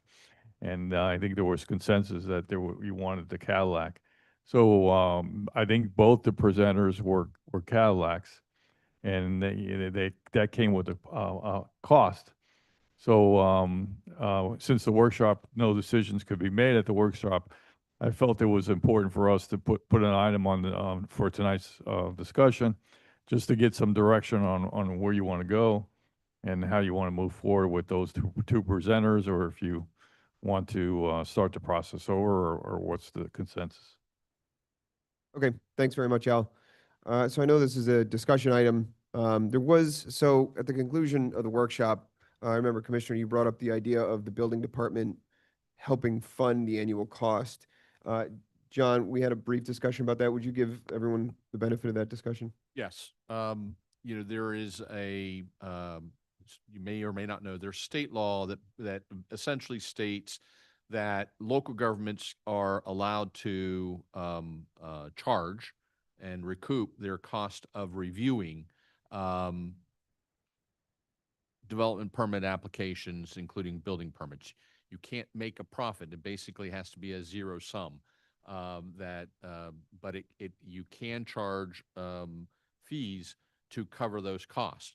And many jurisdictions have gone to electronic permitting, e-portals.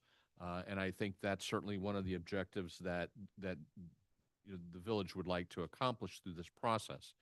And therefore, I do believe that you can charge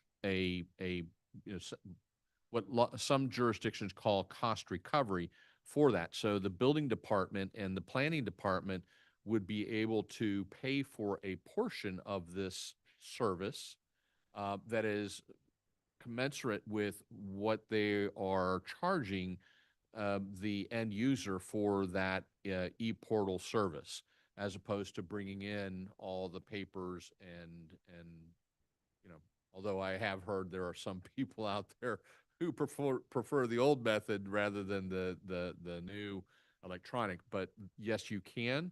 You have to be very careful to make sure that you're not charging above and beyond what that cost is for providing that service to the residents and to the community in the form of building permit application fees or zoning application fees.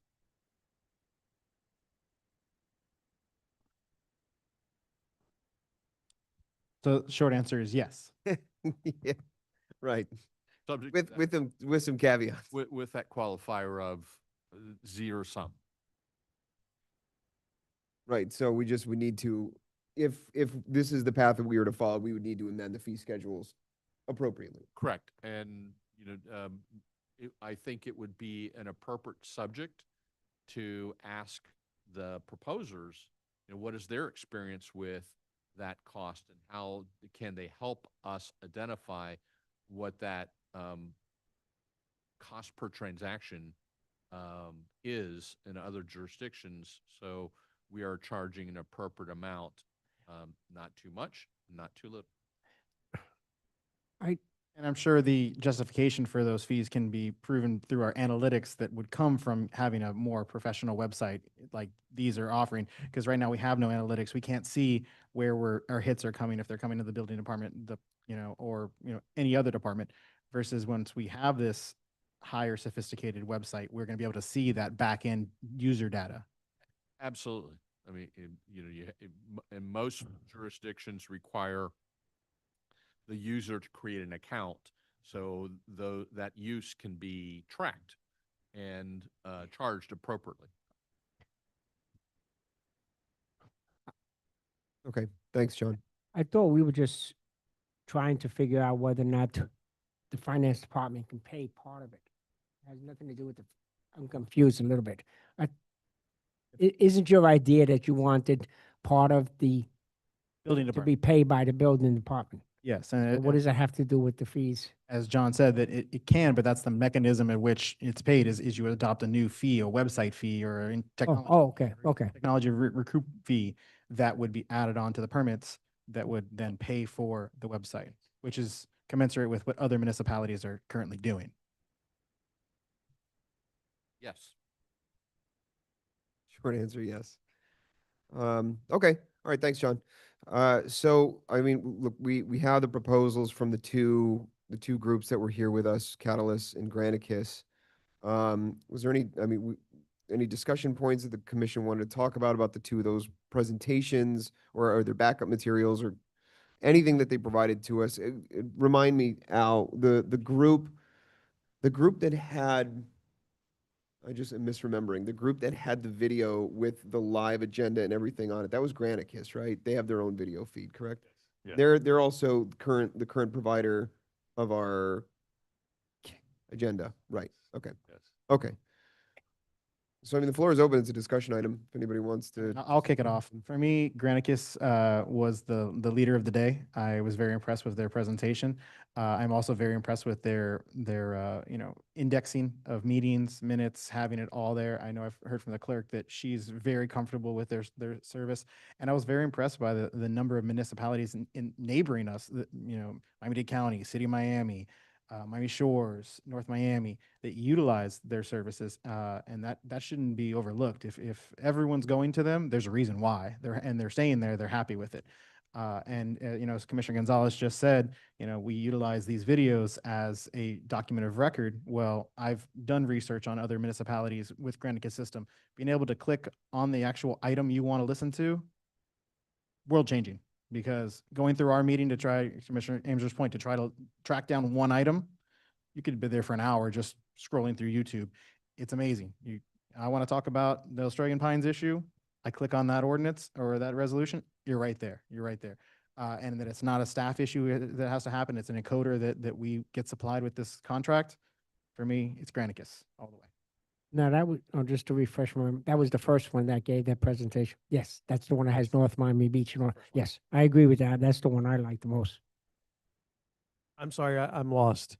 Are we talking about hiring somebody to do this? Yes? He says yes, he says no. Somebody says yes. What's the story here? Because what are we doing?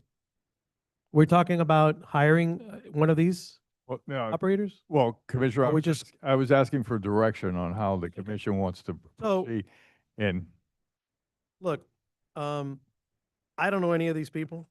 I will tell you that I shared with you what, as soon as this came up, I asked Mario because, I have a lot of confidence and I have a lot of trust in Mario, and he gave me a synopsis. I sent it to you, right? I don't know, and you said you would call him. I don't know if you did or not. Did you do that?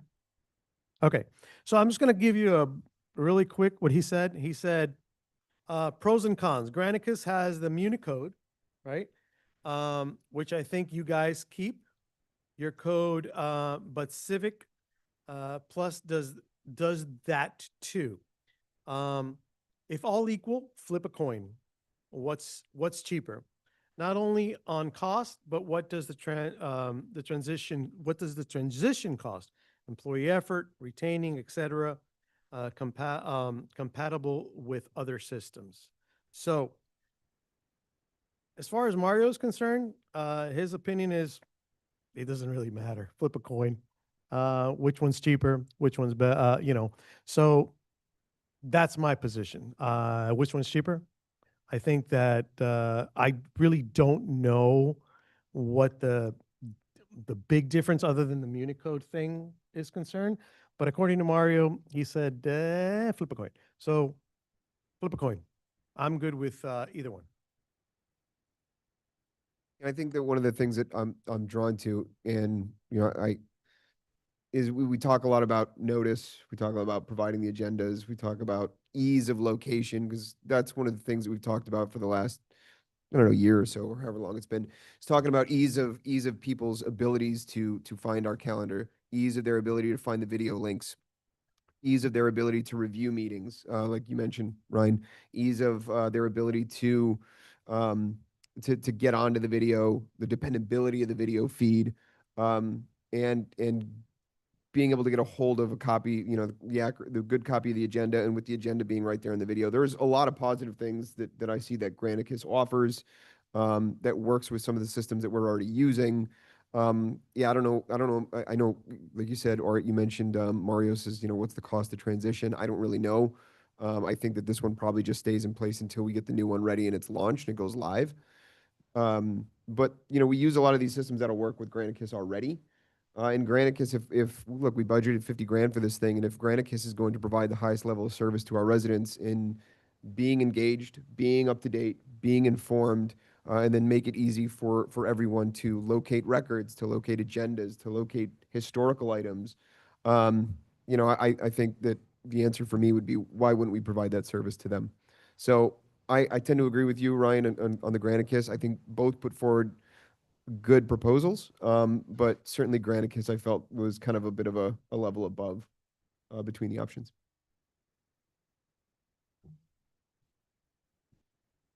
I concur with both. I think Granicus is who I'm inclining at this point as well. What's that? Sounds like direction. It does. So I mean, it's not a motion, I guess, Al, but do you have any other comments? Don't pick the other one. He still does our Munich code, right? Yeah, as Mario said, they both do Municode. Okay. So, I So mean, the one that does our Madam president, wants to Mu- weigh in. Municode is a service. okay, but Other companies use connect you to Municode. Municode is an entity within itself that can integrate into your website through those other providers. so if both of them do the service, then we would go with, Yeah. if we go with the first one, then we will go with him to do our Munich code, not the second one.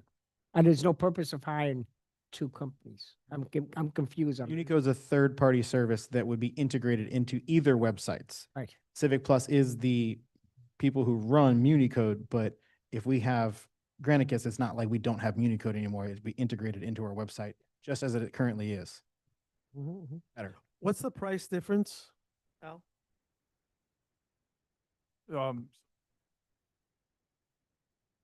I think they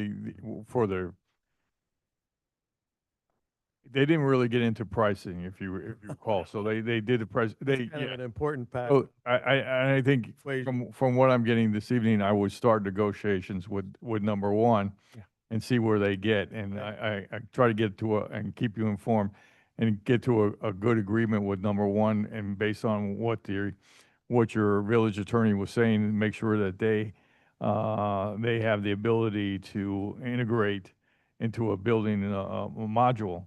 Yep. And that they're doing that for other cities, and see if, and it's talk to both of them and see who's the best, who's going to provide us the best deal. And I think we're most likely looking for a 3-year deal with 2 1-year renewals for a total of 5 years. Well, shouldn't we have that information before we continue this conversation? Because I mean, yeah, well, listen, if Granicus costs $1 million a year and the other one costs $100,000 a year, Oh, yeah, but that's And going to maybe- come back to you, Commissioner. and It has to come back to you Okay. to approve. So I think I'm looking for consensus from all of you to go ahead and grant me the approval to start the negotiations, and then we bring forward to you the best contract. well, I for think those. that's a given, right? You Yeah. gotta That's gotta what, talk to both of these people and see what both of them are going to cost to the village. that's what we said at the last meeting for you to do, to come back. And that's exactly what you're doing. So I think we should find I out. mean, that, at least for me anyway, I don't. Yeah, well, Commissioner, Else- they did have baseline numbers on their proposals, and I'm sure that's just a starting point for negotiations, but there was a baseline number and they weren't considerably different than each other. There was a cheaper one and there was a more expensive one, but there is a baseline number that you can look back at the backup documentation. And I'm sure Al will start negotiations at that point and try to save the village as much money as possible and offset as much as possible with the building fund. Yeah, that's what we said for you to come back at the next commission meeting with proposals. So that's what you did now. So I think we should go forward and see, give you the direction to get the proposals for both of these and then bring it back to the next commission meeting. I agree with that point too. I agree with Commissioner Gonzalez. I think you need to have the comparison and scope and what each one provides, the exact price, what the proposal is, and based on that, can make a decision. So it sounds like Al, what the commission is asking is to go ahead and begin negotiations with those providers so they can give us their firm offers. And then it's, I mean, we're not going to pre-vote on this, but it sounds like there's right now a bit of a preference for the services that Granicus is providing. But that would be formal direction, I think. Al. Thank you, Mr. Mayor. Okay, great. Okay, so let's go ahead and move on to our last discussion item for the evening, which is our discussion on the property tax issue. And I completely lost my agenda. There it is. Okay. So our last discussion item for the night, the elimination of property taxes. Thank you.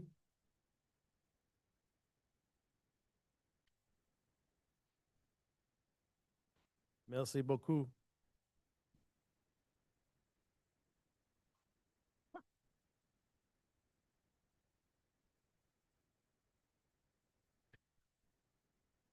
Sal, this was, I'm assuming, I'm jumping out ahead of you, so I'll give you an opportunity to think about it. If I remember correctly, one of the directions or one of the recommendations from the county was to have each municipality provide a resolution such as this to provide to the state as to how they're affected.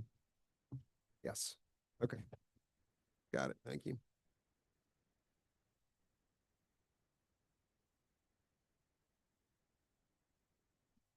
Yeah, so Mr. Mayor, if you will allow me.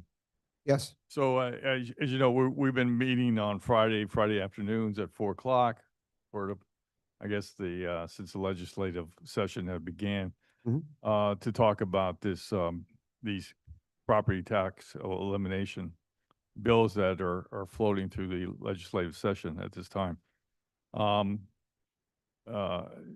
And the House bill had just recently passed. It's on its way to the Senate. And then that bill, if it's approved at the Senate, would have to go to be on the ballot in November. That would essentially eliminate all property taxes for homestead properties.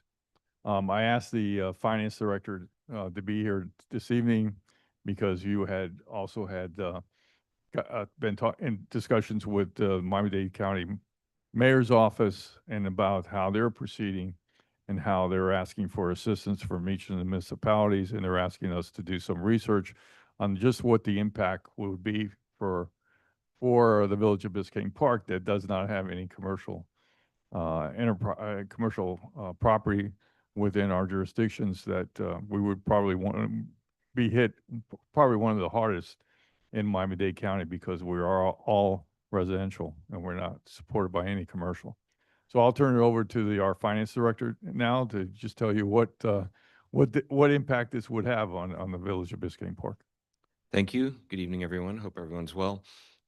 I've been working on this on a slow takeoff since the idea surfaced from the governor, and my colleagues in finance throughout South Florida and my experience in other municipalities has been part of the dialogue. How would each one of them survive it? And as the manager just said, those with multiple forms of revenue can weather all kinds of things, whereas your demographic and your business or lack of business income makes you predominantly an ad valorem based community, with the exception of special assessments, direct assessments through, for example, your solid waste assessment process. Those are non-ad valorem. In your situation, you're presently sitting on about an 80% ratio. 80% of your revenue comes from the property tax portion. And everything we're seeing, because this is, pre-decisional, obviously, it has quite a few hurdles to go through that require the referendums, they require general elections, et cetera, et cetera. And, so it's a ways off. But it also looks like it's ratcheting over a period of time. And it's really I would characterize it as a super homestead exemption topic, where the homestead exemption doubled for the first time in like 25 years, or, a few years ago, didn't have any effect on you all. And there's a reason, and I can talk about that for a minute real quick. The character of your ad valorem and homestead is a little surprising. when we first started looking at it, I thought a lot more of the properties would be homesteaded, but every time somebody sells a house, they lose the homestead. The new person comes in, and though they did add portability a few years ago, it's not happening here. The people coming in are often resetting the value to the sale price. So what that means is you're assessing, at the top versus, those of you who aren't familiar with how the Save Our Homes Act works, you come in, you buy a house, once you get your homestead applied, if it's your primary residence, your tax bill can only go up 3% every year. And so what that does is it creates a very wide ranging revenue. For you all with, a couple thousand properties, it doesn't take too many of them to shift that very, very quickly. So let's look back what's been going on the last 7 or 8 years, lots of sales. So though you all know each other and have been neighbors, many of you for 20, 30 years, you're a very big minority of the math. So the homesteaded number isn't as bad. It's the most I've seen for you all, if you look at it, is about 2/3 has some version of homestead or will. The other half of this problem is the data. The data lingers quite a bit behind the facts. So you sell your house, it's actually about 2 years before it actually hits the rolls because of all the different timing. There's people who don't file, they file late. There's people who dispute their homestead, and et cetera. So again, when you're a small number, it only takes a couple people to delay theirs to skew the numbers quite a bit. The last piece that you've always been provided as part of your budget report is that reality, but about half of your communities, or more than half of your neighbors, are at their sale price or very close to it, and about half are way low, and so it's a big spread. What have I been doing to help you? Or what have we been doing to help you understand this? I saw the email earlier today, and I remembered what I did after I thought about it for a second. I was preparing some of the data for today, and I realized the data is old, and so I sent an email to the county for an update, and they need to add some columns because that memo and the analysis will require sale date information because that can trigger it. There's multiple. You need to see the disability, veterans. There's a little bit of a veterans homestead, I believe, in some cases. You have, I think, 6 properties that pay no taxes because of those types of benefits. So add all that together, they're below their homestead and their qualifications. They pay no property taxes. Not very many. 6 is, I probably know them. So all that said, happy to provide that data. I did, in that email to the county property appraiser's office, I did ask them, I said, you probably gotten this question and probably have all this data. Have you crunched it for just the whole county and just give us our tab and then be able to do the work for me, kind of hope. But we'll see. It's not too hard. So I'll share that through the manager as soon as we get some updates, but it'll be last year's numbers because this year's numbers, as you know, you don't start seeing them until June 1st. So that's a quick overview. I spoke with Dave Caserta and went through, the political side. I've talked to the mayor, and as I said, I've talked to my colleagues in this business. I also, if you don't know, the executive director for the Green Corridor, which happens to represent 9 or 10 of the municipalities and, the larger ones in the Green Corridor, I call it the Old Cutler Corridor. And those mayors and vice mayors had their meeting last Friday, and we had a lot of lively discussion. But my sense is there's 2 topics. There's the political one, which is where you're headed with this resolution, and then there's the business one, which is what I would provide to you. I think you're more than a year away from needing those answers, but I'll be able to give you some pretty good projections. Okay. Thank you very much, Paul. Pleasure. Does anyone have any questions for Paul on the matter? I have a question for Paul. Yes, sir. I appreciate the information, but that doesn't answer what happens. Okay, yeah. What happens if there is no? I mean, listen, I don't expect you to know the answer because the reality is you don't It's a know long way because- off, right? Yeah, I have answers for you. Nobody does, and that's my concern. Is that nobody in Tallahassee really understands what the repercussions. They're in my opinion, they're pushing this through, which is great. As a property tax person, I don't want to pay. Nobody wants to pay property tax, and that's the big concern. If it goes to the public, right, which is going to go to vote, everybody's going to vote to not pay property taxes. Nobody wants to pay property taxes. But then the people that are in government understand that there are repercussions to not paying property taxes. So what happens to police? What happens to municipalities that rely on property taxes? And how is that money going to get allocated? And where is that money going to get? Because at the end of the day, they're going to have to make this money up. Where is it going to go? Is it going to go to is it a tourist? Is it an additional sales tax? I don't Right. know. I don't Well, think anybody does at this point. Chapter 1 of Finance Director School is tax cuts. Chapter 1. They say tax cuts. This is Okay. a tax cut. It's got a little different code on it. What is the answer to a tax cut? What is the service cut that you're going to assign to it? So just what you said, there has to be either a makeup or a reduction in services. And obviously the politics are starting to frame, oh, no police cuts and things like, no reductions to first responders. Where's you that know, money going to come from? Right. So municipalities have other forms of revenue. Obviously, commercial is the easiest, Yo. and the other one is to shift your available millage to the remaining members of the community. You're not going to change your revenue very much by doing that because you'll hit the cap. General obligation bonds, bunch of answers there. My business, my core business are special taxing districts. Like your solid waste one, you can just start creating a district for every service you provide and doing a direct assessment. Now, chapter 2 in Finance Director School is the difference between progressive and regressive taxes. The one progressive tax, which means that it charges the wealthier elite, if you will, at a higher level, and the lower income is not punished disproportionately.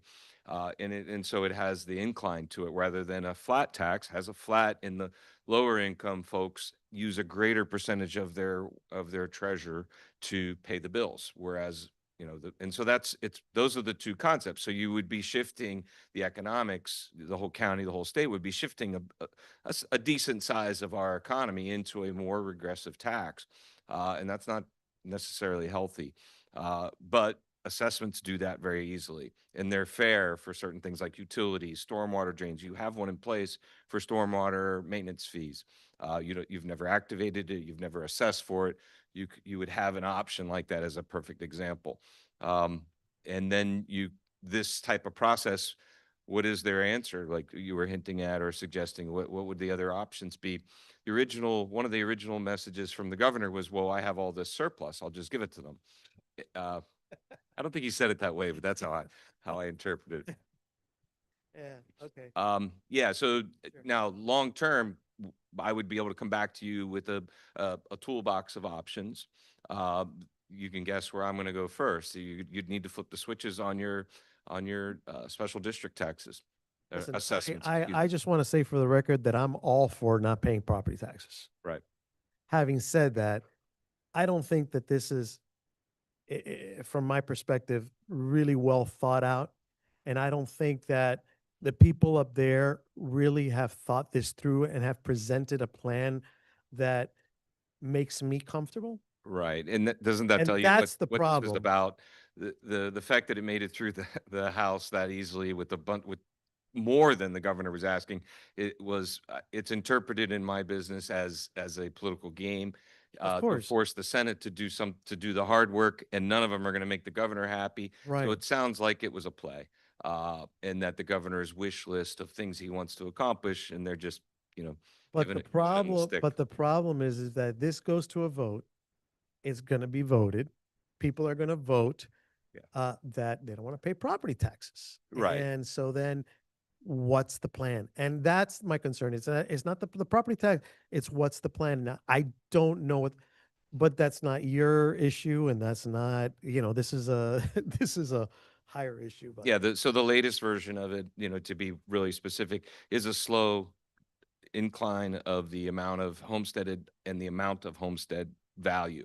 So that reduction in your revenue. So you could meet, that's a 10-year window that is what's proposed, I believe. In that 10-year period, that's a pretty slow learning curve, and that's not terrible if it Right. were instituted. So, but your situation, your clap back to it is we only have one or two revenue options, and and they're going to be regressive Right. and painful. That would be my opening sentence.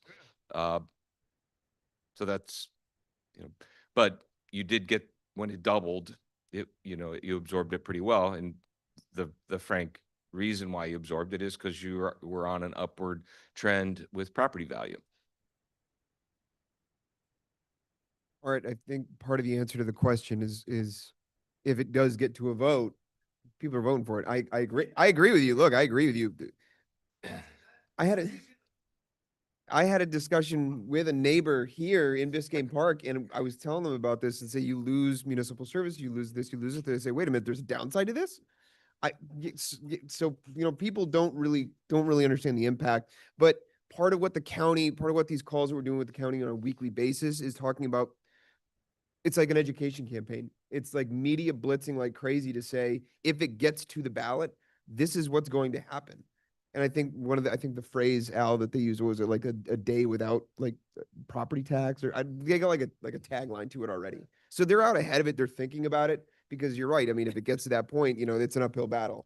But these things that Al provided to us, this came from the county, from our contact in the governor, the county mayor's office, and it's a sample formal resolution of municipalities in Miami-Dade County that send this to Tallahassee and send it all over the place and say, this is the impact. This is what's going to happen to us if you do this. This is what's going to happen to our community. This is what's going to happen to our services. So it's documented, and they know, and they're receiving it. Hopefully they look at it. And then, another a checklist here of just communications, of framing this, of education, and saying, everybody, this is what's really going to happen. Because if it gets to that point, right, if it does get to that point where it goes on a ballot, there's nothing else you can do but tell everybody, like, there's a real downside to this. So I think right now, that's what the county is saying, that these are our kind of plan of our action items, so to speak, with this measure. And then providing, the county again is putting together all that information that we were talking about, Paul, that's in this letter. There's a couple of questions, it's like basically a survey. We're going to fill this out. We're going to provide it back to the county. And one of the questions is, basically what happens to your municipality. Or the second one, is your municipality at risk of disincorporation if property taxes are eliminated? Yes. Well, one of the benefits that I did see, and I did read, is that supposedly if this does pass, is that property values are going to skyrocket, because It would Right. be obvious, Went yeah, a little- supply and demand skyrocket. well, I don't know about Strong, skyrocket, yeah. but I mean, just I don't know. It was just a skyrocket, maybe a little bit too much, but But I could they're put my gonna house go on the market if you're significantly, interested. because people from other states are going to be like, oh wait, there's no property taxes in Florida. Okay, well, crap. In certain areas, yeah, but if there's no Biscayne Park, our property values are not going to skyrocket. They're going to I was gonna say, Sam, and also save our cows, man. lose our Yeah. city, and we're not a city anymore. The message is what services will be removed. Right. Yeah, there's so many proposals though right now. I don't know that I was very surprised to even see that vote come out of the House, because the direction, or what I'd been hearing from Tallahassee, was that they're not going to advance anything but this one measure, and that what came out was not the one measure they said they'd be advancing. Yeah, that was a big tell. Yeah. That it came out that way, that it was a political reaction. It wasn't intentional in terms of real legislation. And I think the Senate knows that, and the governor knows that, and they're just letting us do the work now. Yeah. A question. So in terms of, because I thought we were going to talk about numbers today. I thought we were going to have an idea of what that means. When do we see that? I don't know. So we have none of what. I can give you a range. I mean, right, obviously, if you're at 80%, that's about a little over $3 million. That $3 million, of about half of that would be subject to the whatever law is passed. When we plug in a law, I'll be able to tell you what that number is. Don't know. But I'm saying, and correct me if I'm wrong, because that's sort of what I had in my mind. So I read something, it was $100,000 over the homestead amount. So it was an additional $100,000 over homestead, Yeah, so right? if you double it, you Correct. know, and it's a percentage of our property that's very lowly valued. So that's the part that's hard to describe. The existing homestead are already way behind the properties that have already sold and are at the top of their value. You have about 500 homes that are still being assessed at about the $200,000 range. Yes, I So remember. they could add 600,000 to it, and it's not going to change that It's gonna person's. change that. So that we're only talking about the other half and how many of them are homesteaded and how long have they been homesteaded and et cetera. So it's an unknown number because we have to know what the level is. Because for you, I thought I said it, such a small number. It'll only take one slight detail in any And it changes final everything. law and it could change the math dramatically for you. So there is no point of doing exercises at this level because there. Well, is no I math. brought a proposal for my firm to be paid to do all kinds of exercises. I'm just kidding. I wouldn't do that too. Sure Not you- yet, not right away. I'm sure you have scenarios, but so what's the next step? Wait and see. What do you? Well, I suggest? think the step in front of you is the political reaction, Yeah. is the governmental reaction to the what ifs and start to paint the picture to make sure that the facts, the possible potential outcomes are started to be in the media and on people's minds, and that usually will have the right effect. So when I'm asked by a resident, what does it mean to me?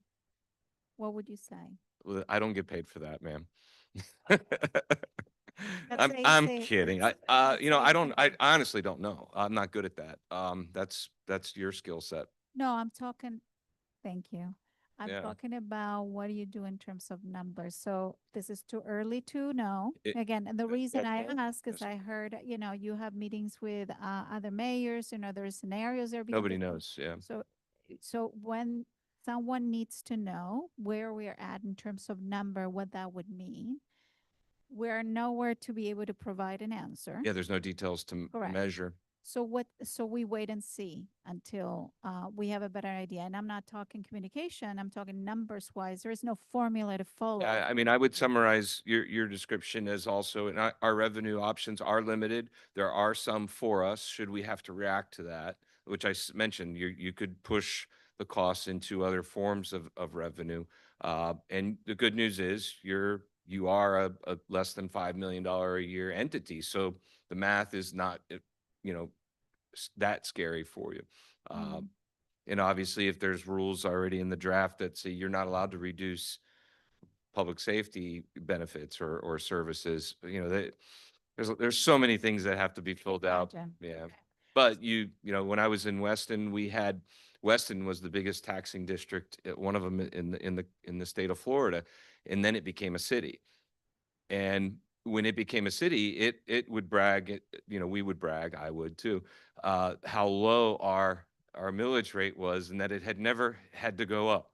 Well, they didn't have to go up because 90% of their income came directly through assessments of the original special districts that were there, including police. Their whole police budget was part of a special assessment. It was a flat rate. Yeah. And when they would refinance their bonds and their debt, they would take those profits and buy more police services. So it was, they never had to touch their millage. And so this is not very frightening to them because they're already set up as a huge taxing district. All right. So, and then now, Mayor, for you, a question. So where did this come from? The county mayor's office. Okay. So our contact in the county mayor's office is Melanie Burke.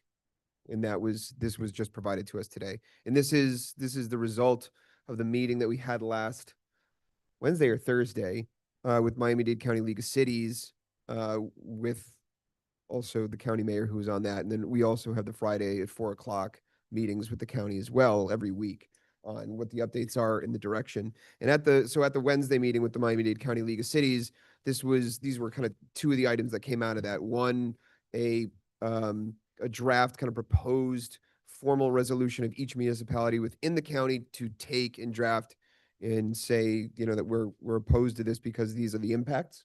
And then provide this to the state, and then the request for some information from each municipality, like number wise. I think these are numbers. Yeah, they're asking for fiscal impact analysis. Yep. So they're asking for some hard numbers, and they want to just kind of package this and use it as part of the campaign to say this is the real effect of what you're proposing to do. So is this a, In our own way, we've done it. We've analyzed your, this is the draft that they just gave We us just got today. this today. Yeah. Yeah, this just came in today from the county.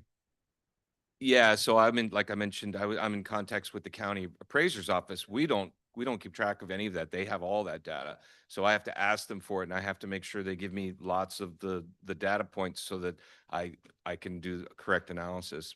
Like I hoped they would just do it. It would take them 30 seconds to give us the picture. That's my question is I would They're overachievers in a lot of ways. I would happily, They just like to be seen. I'll tell them that too. that's my question. I would happily support this piece of legislation if it was brought before us. But knowing that the session ends a week from Friday, and the reactionary time to do this fiscal analysis, I'm sure there's going to be a special session to talk just about property tax. But if we wait to adopt this resolution until April, and then we have the time of doing the fiscal analysis and everything, are we going to be behind the 8 ball? Are we already behind the 8 ball when it comes to adopting this resolution? Should it be a discussion of walking this on, adopting it right now, so that way we can get moving and get forward and get that information to our representatives in Tallahassee? Like, what's David Caserta's opinion on this? Do we need to get moving right now tonight, or do we have a month to wait till next to April to see this resolution come before us? Al?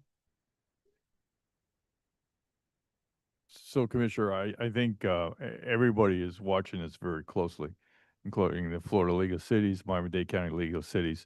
And nobody has a crystal ball to say what's going to happen tomorrow. Our state lobbyist was shocked that it made it through the House.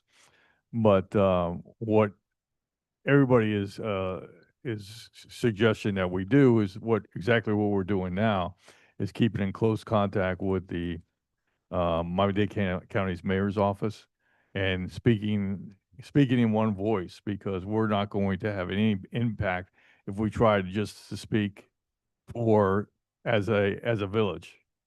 But if we're speaking in one voice with the Miami-Dade County League of Cities, the Florida League of Cities, and also the Miami-Dade County mayor's office, I think we have a greater impact at the state level. But I think too, one of the things that it says in here is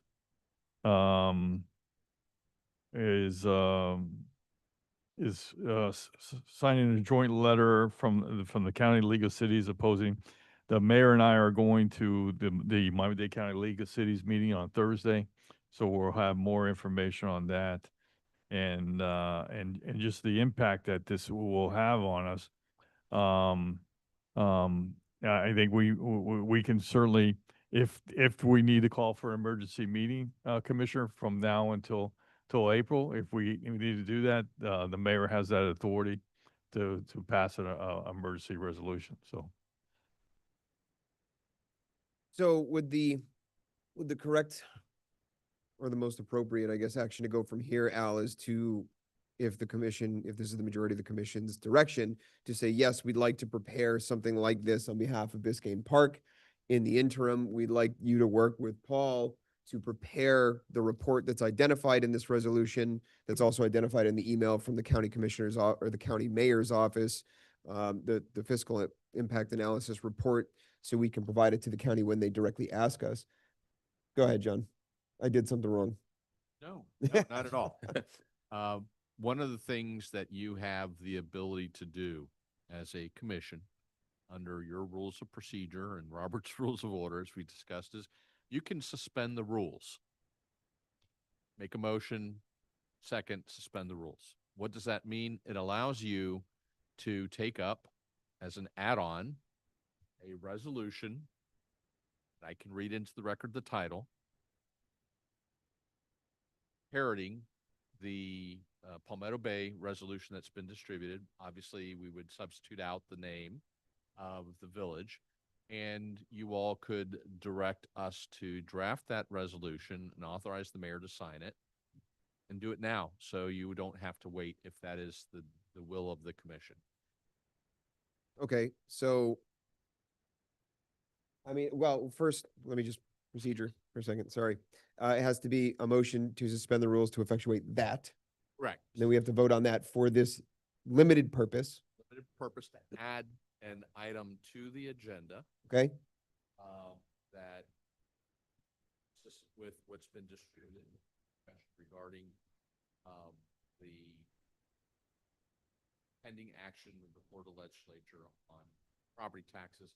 I then read into I will then, at the direction of the commission, read into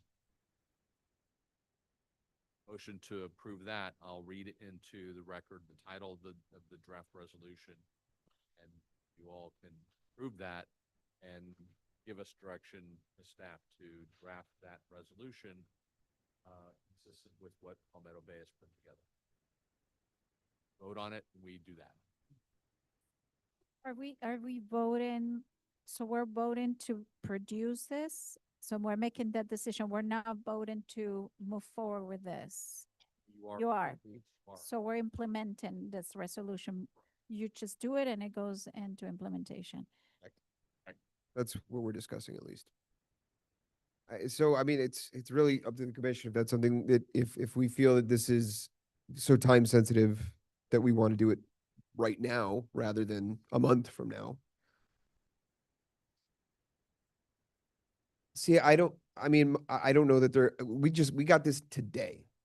So I don't know that there is a Maybe here's a, whole rush to get this done, to suspend the rules, to adopt a resolution. Yeah. I think it's important that we do it. I mean, I'm going to be very candid with everybody. I think it's important that we do this, but I don't know that we have to suspend the rules to do it tonight. You can do maybe a here's special a, meeting in a week and, you know, until then. Yeah, you the could add it public- on any time.